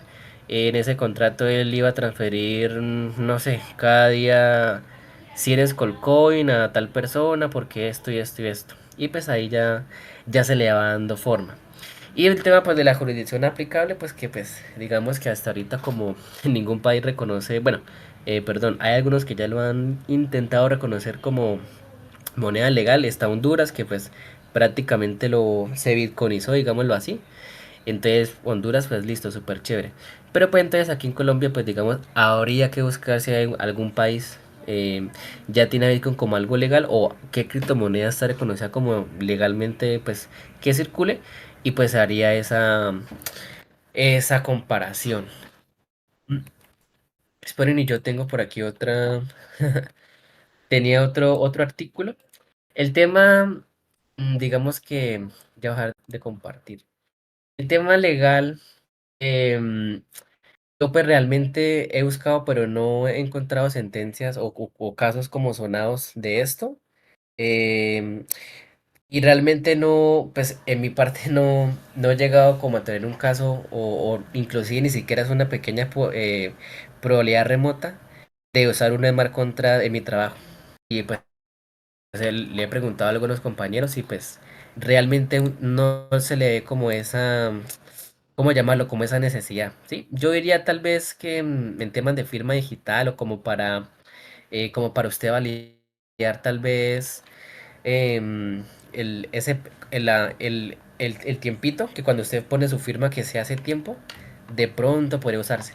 Pero pues sí, digamos que en términos legales, lo que les digo, ¿sí? Ustedes pueden armar su smart contra y pues desde que no sea algo ilícito, desde que ustedes no digan que van a cometer algún delito en ese smart contra, digamos que todo estará bien. Luego viene la parte técnica, pues de que usted demuestre quién lo firmó. Smart contract, pues digamos que legal. Obviamente, pues luego, pues la parte técnica, pues yo creo que ustedes la saben, ¿sí? Usted tiene ahí su cadena de bloques, usted demuestra pues cuándo se firmó, cuántos que nos lo verificaron, todo ese tema, ¿correcto? Por ejemplo, Ethereum creo que es el que más he escuchado. Ellos ahí tienen, digamos, ahí todas su esquema ahí. Entonces, inclusive ahí yo he escuchado el caso hay tribunales que ya usted tiene disputas con lo de la criptomoneda y ellos ya ahí están mirando pues y usan no tanto el smart contract, sino valían exactamente en la blockchain qué fue lo que se compró y qué fue lo que se vendió. Pero si el smart contract, pues digamos, creo yo, honestamente, pues, y haciendo como un símil con hace unos 3 años, digamos que no se la o sea, no se la ha sacado como provecho, no, digamos que inclusive ni los mismos ingenieros de sistemas como que han dicho, bueno, ese tema es chévere, tal, tal vez porque pues la gente dice, pero ¿qué utilidad le damos, sí? O sea, legalmente no es tan complicado, porque usted, o sea, todo el contrato y la firma y que es elevado, porque yo haya visto casos reales, la gente dice, no, pero ¿para qué usar un smart contract si puedo usar esta API o esta aplicación ya me hace eso o en la nube? Sí, digamos que ahí viene como ese tema. Sí han salido algunas tesis, pero pues digamos que la mayoría se centra como en hablar de blockchain, qué es blockchain, todo el tema. Se citan algunas, pero algunos oficios, ¿sí? De la superfinanciera, pero no hay como algo, no hay nada todavía concreto que usted pueda decir, sí, si usted quiere firmar un smart contra de Colombia, haga esto y esto y esto, todo es muy difuso, se habla de oráculos, sí, digamos, hay mucho tema ahí técnico que no queda como muy claro, y en última lo que usted le dice, pues mire, sencillo. Usted sabe que aquí en Colombia jurídicamente para usted firmar un contrato tiene que seguir esto, esto y esto. Si usted toma eso y lo demuestra que digitalmente se hizo o técnicamente usted puede acreditar que ese smart contract lo cumplió, pues no hay ningún inconveniente, ¿sí? Pero pues, como les digo, quiero que me ha comentado que ha escuchado el caso de alguien en Barranquilla. Yo lo busqué, pero no lo encontré. De pronto, sí encontré, pues tal vez, de pronto alguna utilidad que hablé con un compañero mío que de pronto podría usarse en contratos de seguros, de esos contratos que son de pólizas que se van renovando, de pronto, ¿sí? Es como prácticamente que usted diga algo que se puede automatizar, ¿sí? Que usted le diga al smart contract cuando ocurra esta situación A, responda con B, ¿sí? Y así sucesivamente. Diré yo que en seguros, pólizas, sí, digamos que se puede, pero no, no se ha implementado la realidad. No conozco ninguna empresa que haya dicho, listo, vamos a hacer este smart contract porque nos parece chévere.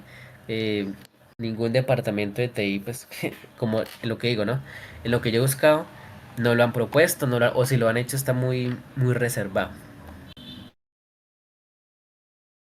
Muchas gracias, Sebastián. No sé si de pronto algún compañero tiene alguna pregunta para ese tema. Pues yo tengo una preguntita para nuestro abogado Sebastián, si yo soy un operador de criptomonedas, yo tengo un capital que yo lo tengo tasado realmente pues en dólares, digamos un ejemplo, un número, por poner un número, bajito lo voy a colocar, digamos que yo tengo un capital de $2.000 y yo tengo una rentabilidad promedio del 30% mensual. Entonces, en ese caso sí sería mejor que yo creara una SAS o cómo lo es. Bueno, igual, si tuviera que declarar, porque yo me imagino que si uno tiene los topes pues de ingresos anuales para tener que declarar. Si llego a sus topes, entonces ahí sí sería mejor tener una SAS. Siempre, aquí en Colombia, mire, realmente mejor tener una SAS. O sea, por ejemplo, si usted ya es comerciante fijo, es ser persona natural. ¿Por qué? Porque usted como persona natural van a haber algunos gastos que usted no pueda tomar para descontar lo que paga en impuestos. Por ejemplo, usted como SAS, usted puede decirle a la DIAN de que usted gastó luz, gastó un empleado, sí, o sea, costos y gastos. Usted como natural está muy limitado en eso. Usted con la SAS, digamos que usted le queda mucho más fácil manejar todos los tiempos contables, ¿correcto? Decir por qué método si va a pagar ese con esa criptomoneda, si la va a pagar porque es operación neta, si es solamente lo que usted le gana a una, por ejemplo, que usted compró un Bitcoin y él subió, no sé, subió 20 millones, entonces usted ganó ahí esa comprita 20 millones. Es mucho más fácil eh, manejarlo. O sea, para un contador le va a ser más fácil ayudarle a usted a que esa renta que usted gana, restarle, o sea, ponerle cositas para que usted pague menos impuestos que si usted la hace como un natural. Porque como un natural hay unos conceptos o sea, que usted el Estado ya le obliga a pagar solamente por el hecho de ser natural. Digamos, si usted es una SAS, digamos que usted lo puede manejar mejor, ¿sí? De hecho, mire, como una persona natural, si usted va a comprar un inmueble, ya de ganancia ocasional, ya tiene que pagar, creo que es como el 30% o el 29%.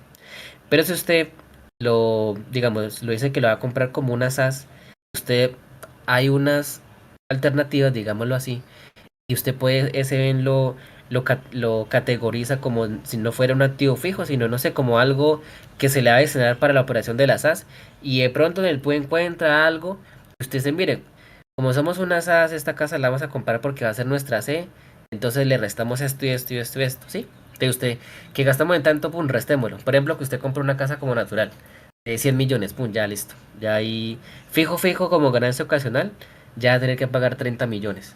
Ya, o sea, ahí usted como natural, muy complicado que usted pueda restar gastos y costos. Pero si usted es una SAS, usted puede decir, no, bueno, gasté esto en plomería, entonces restémosle 2 millones, restémosle acá, chan, chan, chan, chan. Y usted le dice, mire, yo realmente sí compré la casa, pero todos estos gastos, no sé, me costaron 10 millones, entonces realmente usted bajó de 30, lo bajó a 20, ¿sí? Entonces ya no va a pagar tanto. Es un tema contable, pero sí o sí, fijo, si usted va a ser un comerciante profesional, ¿sí? O sea, que usted su giro ordinario de su negocio sí o sí va a hacer eso, es mejor, mucho mejor las SAS. O sea, porque si usted está como natural, créame que luego, de alguna u otra manera, o sea, usted tiene que pensarlo muy bien y es más fácil manejar esas cositas como unas SAS porque tienen mucha más resoluciones, les aplican otro tipo de contabilidad, usted puede restar aquí, sumar acá, sí, es más tratable con las SAS. Por eso cuando las SAS, que fue una ley que se creó creo que en el 2008 o algo así, todo el mundo se pasó a las SAS porque era mucho más fácil manejar la contabilidad como una SAS que inclusive como una empresa unipersonal, como una sociedad anónima, que como natural, ¿sí? Digamos que hay muchas, o sea, tiene más alternativas, ¿sí? Pero si usted encuentra la correcta y la adecuada, puede pagar menos impuestos. Mire que esa es uno de los grandes negocios que tienen ahorita las firmas internacionales en todo el tema de tributación, ¿sí? Hay empresas multinacionales aquí en Colombia que ellos le pagan bastante plata para que un contador experto en impuestos les diga cuál es la mejor manera de que usted tribute. O sea, hay muchas maneras de tributar en Colombia, ¿sí? pero hay unas maneras, digamos, lo que usted puede pagar menos. Igual pasa con las criptomonedas. Pero fijo, es mejor que cree una SAS porque como natural sí o sí va a pagar más impuestos y usted no va a poder descontar muchos gastos y costos. Pero eso en el caso de que tenga que declarar. Si yo no tengo que declarar, puedo seguir como natural mejor. Sí, pero recuerde, eh, dice Layan en el oficio, ¿sí? Que si usted, o sea, si usted sabe que usted está operando con criptomonedas, usted en teoría ya debería estarla declarando. O sea, por ejemplo, eso es por el año fiscal, digamos que el año fiscal creo que ahorita creo que tienen que declarar, o bueno, eso es por periodo, ¿sí? Pero, ¿qué dice la DIAN? O sea, la DIAN dice, mire, si usted el año pasado compró tantas criptomonedas, es mejor que las declare, así no pague impuestos, ¿sí? Porque, como le digo, o sea, eso es como de la suerte. Puede ser, digamos que igual, eso es muy complicado, ¿no? Pero puede ser que no sea, usted alguna entidad bancaria le cruce esta información o alguna persona que sí pague impuestos, algo así, digamos que usted vaya a un supermercado o usted se las vendió a alguien, no sé, pensemos en el peor escenario, ¿sí? Por alguna cosa la DIAN supo que usted el año pasado tenía esa o que esa plata que usted le llegó, alguien dijo, no, es que eso fue porque él hizo algo con criptomoneda, tal, y ahí la DIAN perfectamente puede fiscalizarlo y le puede decir que como usted no declaró eso, pues ya lo va a sancionar. O sea, normalmente, si usted tiene Bitcoin, debería estarlo declarando en el año que usted lo compró. Y es como todo, ¿no? O sea, es como el que pone un negocio o una tienda, ¿sí? Y no paga el ICA, que es el impuesto de industria y comercio. Pues yo conozco muchas personas que llevan años y le han hecho nada, ¿sí? Pero hay otros que ponen, no sé, un negocio y a los 3 meses, ¡pum! Le cayó la alcaldía, que no pagó ese impuesto, que no pagó el otro, que no pagó el otro. Entonces es eso. Mi consejo, eh, hablemos todos con un contador y que nos diga, bueno, lo declaramos o pasemos lo que la ganancia fue, no sé, 100.000 pesos. Algo que usted diga, miren, señores de la IAN, sí, el año pasado compré criptomonedas, pero solo mi ganancia fue, mi incremento de patrimonio fueron 100.000 pesos. Por eso, pues, como es tan bajito, no lo declaré. Pero formalmente sí debería ya estarlo declarando. Y si por ejemplo, em, usted en las páginas que usted se registra, como ahorita todas esas páginas tienen que cumplir con normativas de compliance, de Sagrilab, y si ella le piden su cédula o algo, esos exchanges podrían estar usted reportando. No, no sé, puede ser que usted, por ejemplo, yo conocí un exchange que ahorita creo que ya se acabó, era solamente con el correo y ya, y normal, bueno, usted compraba sus Bitcoin y compraba Doge y había muchas criptomonedas que uno ahí veía, comprémosla, pero hay otros, por ejemplo Binance, que usted le piden la cédula, ¿sí? Una foto, que no sé qué. Entonces, Binance creo que ya, si usted compró hoy tantas criptomonedas, ellos ya están reportando por ahí a la DIAN o a la UAFI. Y cuando lleguen esos reportes, ellos van a cruzar, ¿no? Y van a decir, miren, esta gente compró en Binance, pero no están reportando, ¿no? ¿Qué pasa acá? Y pum, lo fiscalizaron. Es algo también tal vez de la suerte, pero mi consejo legal es, sí, busque un contador, declárelas al menos por un costo muy bajito, pero declárelas para que luego usted a futuro no tenga ningún problema, porque las sanciones de la DIAN son bastante costosas. He visto personas que por no pagar de impuestos 2 millones salen debiendo 20, 25. Realmente son bastante costosos. Gracias, Sebas. Muchas gracias, Sebas. Bueno, nos vamos en este momentico con la Internet de las Cosas IoT y Big Data. Mejor dicho, me está diciendo que me toca. En otras palabras, Listo. Bueno, voy a como a ser un poquito más breve que los compañeros anteriores porque pues ya se ha alargado un poquito el podcast y ha estado muy interesante. Me gustaría haber hablado con Carmelo más sobre el tema de IA, pero yo entiendo que se está extendiendo demasiado porque me interesa mucho más cositas que no tocamos, entonces no las voy a comentar ahorita para hacerlo más adelante. Y Sí, podemos hacer un segundo eh, capítulo. sí, y ahorita respecto a el Internet de las cosas, pues es que eso es una realidad ya que se ve en el día a día. La mayoría de las personas tienen dispositivos móviles, los smartphones, surgieron de los celulares, todos en su gran mayoría con conectividad a Internet, y ellos pues están emitiendo o mandando información a servidores de las compañías, las cuales son proveedores de servicios de ellos, ya sea entretenimiento o ya sea para temas laborales, aplicaciones de salud, etcétera. Bueno, es que es el Internet de las cosas. Básicamente es la conexión de objetos físicos, de todo lo que sea pues dispositivos electrónicos a Internet. Punto. Ya, muchas gracias por escucharme, eso fue todo. No mentiras. Pero sí, o sea, ese es el resumen más corto y conciso del Internet de la cosa.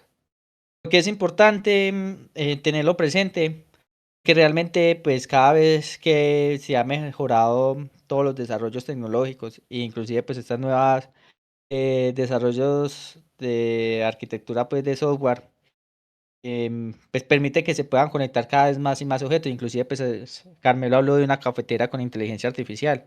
Y de por sí, la importancia de que estos dispositivos electrónicos pues emitan información es la capacidad de que podamos conectarnos, ya sea pues, a un proveedor de servicios o ya sea porque nosotros seamos ese proveedor de servicios y nos interese pues tener un conocimiento sobre los electrodomésticos, si es de uso doméstico, o sobre las herramientas las cuales pues nosotros trabajamos.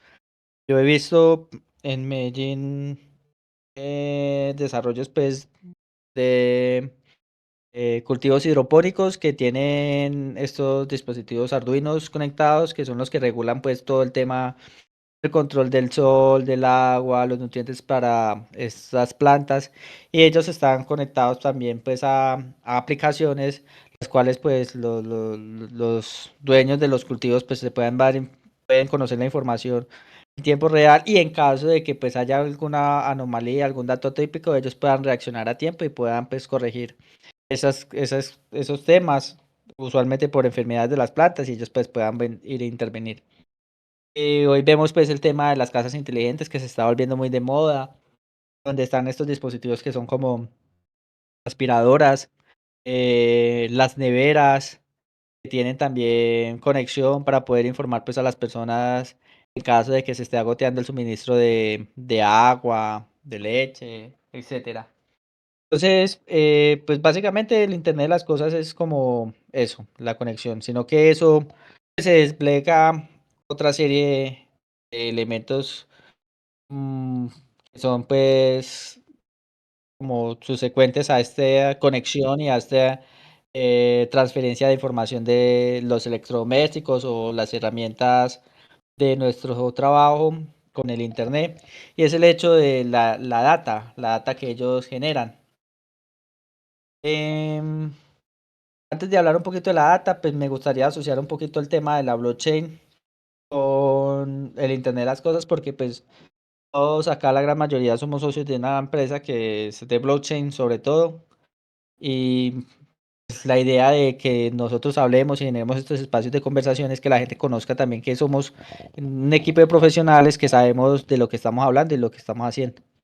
Pues el Internet de las cosas se puede también complementar con blockchain, porque pues hay parte de esa información que se suministra es importante tenerlo tener un registro que sea secuencial y que tenga una seguridad que la permita ser inmutable.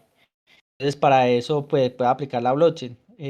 Por ejemplo, los datos médicos, los historiales clínicas, y si tenemos una máquina que hace pruebas de sangre y esta información de la prueba de sangre se puede registrar dentro de una blockchain de un sistema médico, es mucho más seguro mantener la data allí de forma inmutable para que las personas, pues, más que todo las instituciones médicas o las empresas de seguros o las entidades laborales, pues puedan conocer el estado de salud de las personas las cuales pues pertenecen o están vinculados a estas entidades, ya sea porque es un empleador, o ya sea porque es un paciente, etcétera, ¿cierto?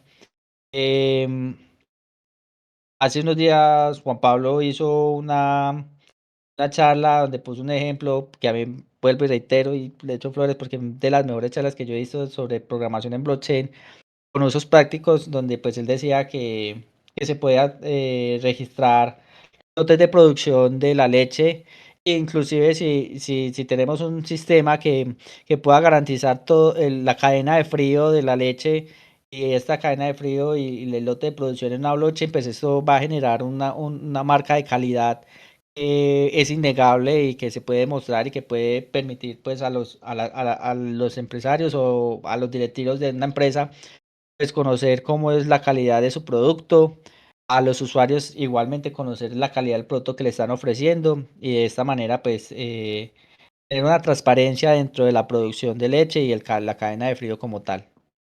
En la agricultura lo mismo, la trazabilidad de las semillas al consumidor.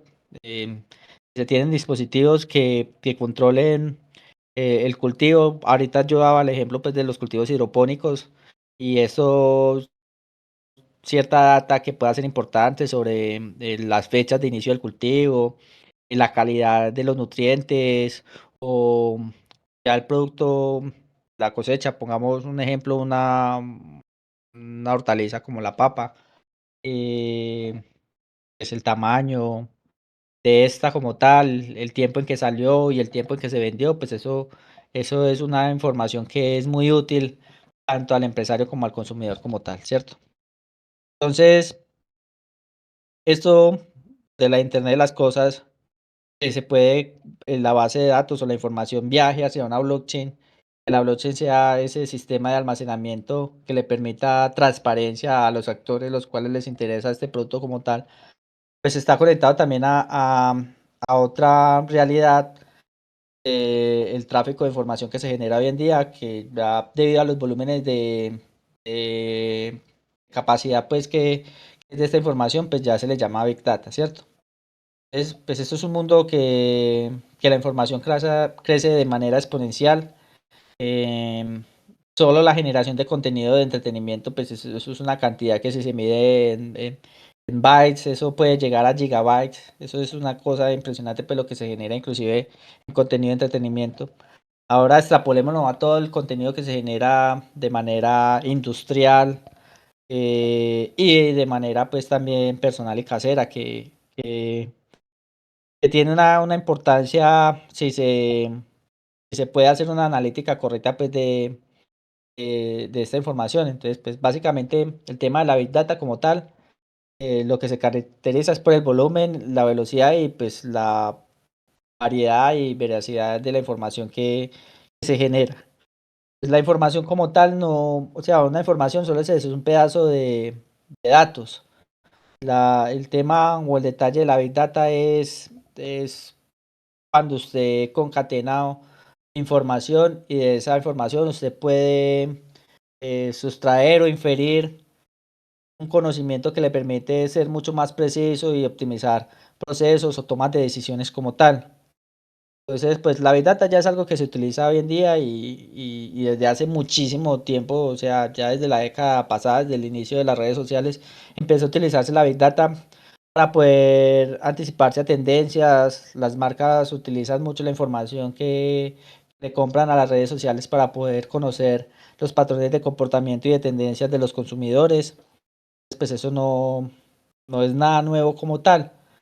De pronto lo que se puede extrapolar hoy en día es que pues ya tenemos inteligencia artificial, tenemos el Internet de las cosas, tenemos unas formas de almacenamiento de información, que si todo eso lo unimos, pues va a ser que sea mucho más rápido la forma en que evoluciona la sociedad como tal, en todos los aspectos, porque la data es transversal, entonces podemos utilizar o implementar esta información y el uso y la analítica de esta información en todos los ámbitos de la vida de las personas y de la sociedad como tal, ¿cierto? Entonces, la blockchain sumado a la Big Data, pues eso asegura una integridad en los datos, eso ofrece una transparencia y una trazabilidad. Una empresa, por ejemplo, pues no sé, de producción o de consumo que registre los datos puede evitar fraudes, puede mejorar la eficiencia. O sea, eso es algo inclusive me imagino yo que ya se está implementando. La verdad no tengo como un caso de uso tal donde se extrapole Big Data, pues que se me venga así como en la cabeza. De pronto los exchange, que son los mayores generadores de volumen de información de data y blockchain. Estos exchange de criptomonedas, por ejemplo, ahorita hay uno que es Hyperliquid. Hyperliquid es un exchange descentralizado, tiene su propia blockchain en la cual pues se pueden generar contratos futuros y por ello se ha vuelto tan popular. Entonces, la cantidad de información que ellos generan de los actores que operan criptomonedas dentro de estos exchange, pues es un volumen impresionante diario y ese volumen de información queda almacenada dentro de la blockchain de Hyperliquid como tal. Esta información le permite a los creadores de liquidez y a los operadores pues tomar decisiones que son más eficientes frente a sus operaciones como tal, porque es una data lo que permite pues la blockchain afortunadamente es que sea pública, que usted pueda hacerle una trazabilidad a esta información y que con base a esa trazabilidad pues usted pueda sacar diferentes indicadores o pueda crear sus propios indicadores que le permita tener una toma de decisiones mucho más acertada frente a la realidad o al panorama que usted se le está presentando como tal, ¿cierto? Entonces, eh, es algo donde vemos Internet de las cosas aplicadas a Big Data. No sé si tenga blockchain, es por ejemplo los carros autónomos. Los carros autónomos pues necesitan ese aprendizaje o ese proceso de aprendizaje. Se hizo gracias a que pues, las personas que manejan estos vehículos le transfieren información a las compañías, las cuales les permitió optimizar pues, su software de conducción autónoma como tal. Inclusive ahorita Tesla eh, se ve que para este año, ahorita para el segundo semestre, pues saque ya el carro robot, que es un carro 100% autónomo. Y estos carros, el entrenamiento de estos vehículos se hizo pues con todos los Teslas del pasado, de aquí hacia atrás, y los presentes. Que toda esa información fue la que le permitió entrenar a la compañía para que estos vehículos pues ahorita puedan operar y inclusive pues de ellos tienen sus plantas, creo que en California, ellos ya tienen muchos vehículos de prueba que están rodando de este tipo de vehículos y ya, o sea, eso ya es una realidad. Inclusive ya también se vienen los Optimus, que son robots, lo mismo, este tipo de robots son un entrenamiento y esos robots lo que hacen es que fallo y error, va a un servidor, el servidor pues procesa esta información y esta información permite corregir esos fallos y optimizar el proceso como tal. O sea, esto ya de la Big Data, conectar a Internet de las cosas es una realidad. Y pues si le sumamos a ese tema blockchain para poder tener la trazabilidad, pues eso permite generar un valor agregado y una transparencia frente a los actores interesados en este tema. Y si le agregamos a eso inteligencia artificial, pues eso permite que la curva de aprendizaje o el proceso de desarrollo sea pues exponencialmente mucho más alta como tal.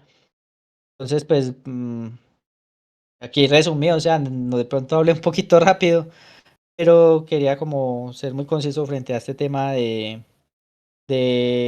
Internet de las Cosas y de Big Data para pues ya pasar a las preguntas y que podamos hablar un poquito más sobre este tema. Ya te tiro la pelota, Juan, para ver quién de pronto tiene hacer algún comentario, hacer alguna pregunta frente a este tema.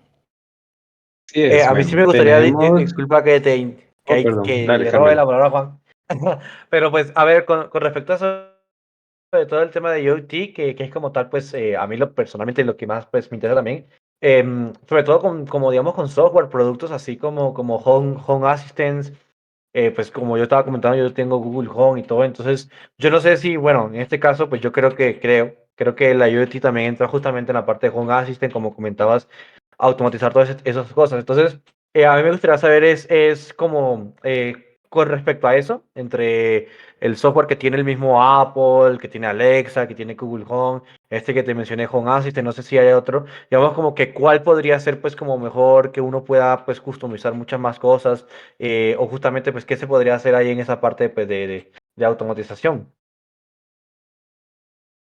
Carmelo, para serle franco, yo creo que vos puedes tener mucho más conocimiento que yo en ese tema. Y como vos lo utilizas como tal, yo realmente no lo utilizo como tal. eh, ya te puedes hacer una idea. Lo que yo sí, o sea, yo investigué para esta presentación, para darle manejo a este tema, Sí, pues el tema de la automatización y estas casas pues inteligentes, eso ya es una realidad del día a día.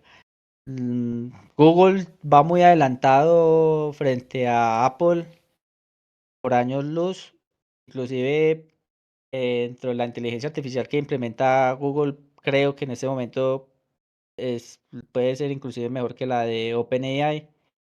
Yo utilicé mucho tiempo ChatGPT y últimamente realmente utilizo más Gemini. Y yo he notado que los dispositivos, cuando se sincronizan todos, pues es mucho más eficiente estos dispositivos que son de Google como tal. Realmente yo decirte cuál, no creo que yo tenga la capacidad frente a la experiencia que vos tienes frente a ese tema, para serle franco. ¿Tienes una réplica, Carmelo? No, bueno, pues que como tal, o sea, sí, a ver, pues yo sí lo he usado, ¿verdad? Obviamente, pues yo tengo, bueno, por ejemplo, yo empecé utilizando Alexa, después ahorita tengo Google Home, pero hasta ahí. Lo que pasa es que la pregunta también iba más por, pues obviamente, pues, si digamos él tiene experiencia y eso, porque de hecho, bueno, por ejemplo, yo vivo en un departamento, ¿no? Y obviamente, pues, o sea, en mi caso, digamos que no, pues, a mí me gusta, porque me gusta mucho el tema de la tecnología, pero realmente sí me he topado con cosas como que, por lo menos al ser un departamento que tampoco es grande, o sea, realmente no es grande, pues noto que es como que no es tan, ¿cómo decirlo? Como que no está, no, como si no valiera mucho la pena, ¿no? Frente a muchas otras cosas que uno podría hacer en una casa. Entonces yo estaba pues pensando justamente con respecto a la pregunta iba más por el tema, por ejemplo, con Home Assistant, digamos, o con algún otro software, uno pues intentar justamente sacarle más provecho a eso, ¿no? Más productividad e intentar automatizar más cosas o hacer muchas más cosas que digamos que en el día a día a uno le sirva. Pero pues justamente iba como por ese lado, porque como comento, o sea, digamos que por ahí estoy investigando mucho con respecto a también, por ejemplo, Home Assistant sirve mucho para uno crear como un pues domótica, pero a nivel local, o sea, ni siquiera necesitas acceso a internet. Entonces, pero yo no sé qué tan eficaz sea eso, qué tan eficiente sea eso. O pues con respecto a la privacidad, pues claro, obviamente un servidor local pues vale la pena, pero uno en la nube, uno no sabe si realmente, pues, qué tanta privacidad hay ahí, qué tanta seguridad. Entonces es más como respecto a eso, digamos, como que si vale la pena con eso, o simplemente, obviamente, por ejemplo, tú comentas que utilizando Gemini, obviamente yo he visto en un Android, yo por ahí tengo un Android, y sí he visto que vale mucho la pena. Y claro, ahí te doy toda la razón. Pero por ejemplo, yo utilizando el Google Home es que no vale la pena. O sea, no es para nada comparado a un Gemini. O sea, la inteligencia artificial Gemini que uno consigue en un Android. Entonces es también como ver esa alternativa, o incluso si uno pudiera, pues, conectarle su propio Gemini sería pues bastante eficiente, pero pues la verdad es que sí, hasta ese punto ya no tengo ni idea qué se puede hacer ahí. No, Yo creo que queda Carmelo, la tarea para yo Alberto. soy yo soy muy, o sea, humildemente, porque yo realmente pues me preparé en el tema y todo para el podcast, porque no es el fuerte mío realmente como tal. Y si bien yo tengo pues pinitos y lo utilizo, y utilizo pues inteligencias artificiales y ¿cómo decirlo? Y pues, estoy familiarizado. Acá el duro frente a todos estos temas de tecnología sos vos. O sea, inclusive yo tendría mucho más en cuenta lo que vos puedas complementar a lo que yo comenté, porque realmente el que tiene la cancha dentro de la empresa en ese tema sos vos. A mí realmente en lo que yo podría profundizar con propiedad, porque como le digo, yo preparé el tema para el podcast para el día de hoy, porque así quedamos. Pero realmente no es que sea mi fuerte es más el tema de análisis de mercados financieros, de especulación, de inversión, de trading. Ahí sí pregúnteme lo que sea, que yo ahí sí me defiendo. Ok, compañeros, entonces nos queda la tarea para el siguiente capítulo. Vamos a profundizar más en el tema de inteligencia artificial. Nos quedan varias preguntas también. Y ya tenemos la inteligencia de las cosas combinado con Big Data y ahorita con domótica. Nos queda como la tarea para Alberto también, para el siguiente capítulo, porque se puede ampliar más. Bueno, en la parte mía, yo voy a hacer también muy corto porque estamos hablando de que esta es la cuarta revolución industrial. Ya el por qué lo dijo Alberto y Carmelo, porque ellos como socios de la empresa, aparte de que están dando sus opiniones, estamos hablando sin filtros, estamos dándole a las personas realmente ese conocimiento que tenemos nosotros, lo que nosotros hemos absorbido por todo ese tiempo que hemos estado trabajando aquí en la comunidad y con la empresa. Entonces, vamos a hablar de que llega esta cuarta revolución industrial o estamos viviendo esa etapa evolutiva en la cual la inteligencia artificial comienza a inundar más los hogares, las industrias, también equipos como ya lo nombró Alberto, que el tema pues de Tesla pues también nos está diciendo de que en 5 años van a costar $20,000 los robots, pero van a ser en masa y que en 10 años pues van a costar menos y ya van a inundar todas las industrias. Entonces, bueno, tenemos una gran optimización y automatización de las industrias a nivel ya de inteligencia artificial, de Internet de las Cosas y Big Data. Entonces, un gran ejemplar que yo también quería dar en ese momentico es Amazon. Amazon fue el pionero en comenzar a almacenar información desde todo la parte en que las consultas y todo lo que usted haga en su computador, pues obviamente Amazon captura toda esa información y son lotes y lotes de información del usuario en donde ellos luego analizan y pues saben cómo predecir si el usuario necesita algún producto. Entonces, todo ese tema nos lleva a que estamos viviendo en este momento una etapa en el cual, aunque nosotros digamos que nuestros datos son privados, obviamente cuando ya entras a internet, tomas una notificación te llega al celular, todo esto es público y te están almacenando información todo el tiempo. Entonces, para no alargar tanto el capítulo, yo creo que nos queda pendiente futuro del trabajo. Justamente hoy que en Colombia se está viviendo pues una etapa también, no sé si le podemos llamar evolutiva o caos total en temas políticos, pero estamos hablando del trabajo en el cual pues hay un paro justamente apoyando o en contra y pues muchas personas también se están quejando, bueno, de que hay que mejorar el tema de trabajo, pero estamos hablando de que el futuro del trabajo también tiene una evolución y estamos viviéndolo en esa cuarta revolución industrial. Ese la tiene el tema Andrés, pero lo vamos a hacer en el siguiente capítulo porque ya se nos alargó mucho. Y empresas o individuos, desafíos y oportunidades de la cuarta revolución industrial. Podemos ser conscientes en este momento que estamos viviendo ese gran cambio y para el siguiente capítulo vamos a explorar más ese tema, vamos a hablar sin filtros, como les digo, y vamos a aplicar todos los conocimientos. Yo le agradezco mucho a Carmelo, que es el primer capítulo en donde él participa, pero él nos va a dar todo, digamos, toda su forma de pensar, su conocimiento y todo lo que él ha adquirido hasta el momento por medio de ser, pues, afortunadamente lo tenemos en nuestro equipo como Brochen Technology SaaS. Y también tenemos a Alberto, que es una persona que también ha participado mucho de los podcasts y pues eso se lo agradecemos mucho. Invitamos a todos los oyentes que estén pendientes el próximo miércoles. Iniciamos la grabación 8:15 y pues tratamos de siempre acortar los tiempos, pero pues poco a poco lo vamos haciendo. Yo le quiero dar las gracias, muchachos, Alberto, Carmelo, por participar.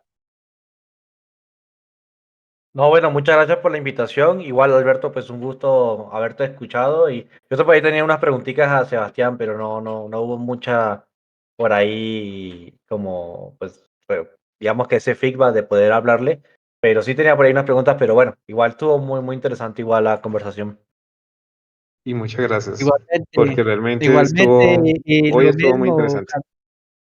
igualmente, muchas gracias por la invitación. A mí me parece que estos podcasts muy entretenidos, los disfruto mucho, venir acá a compartir de algo que me apasiona mucho, que es el tema de blockchain.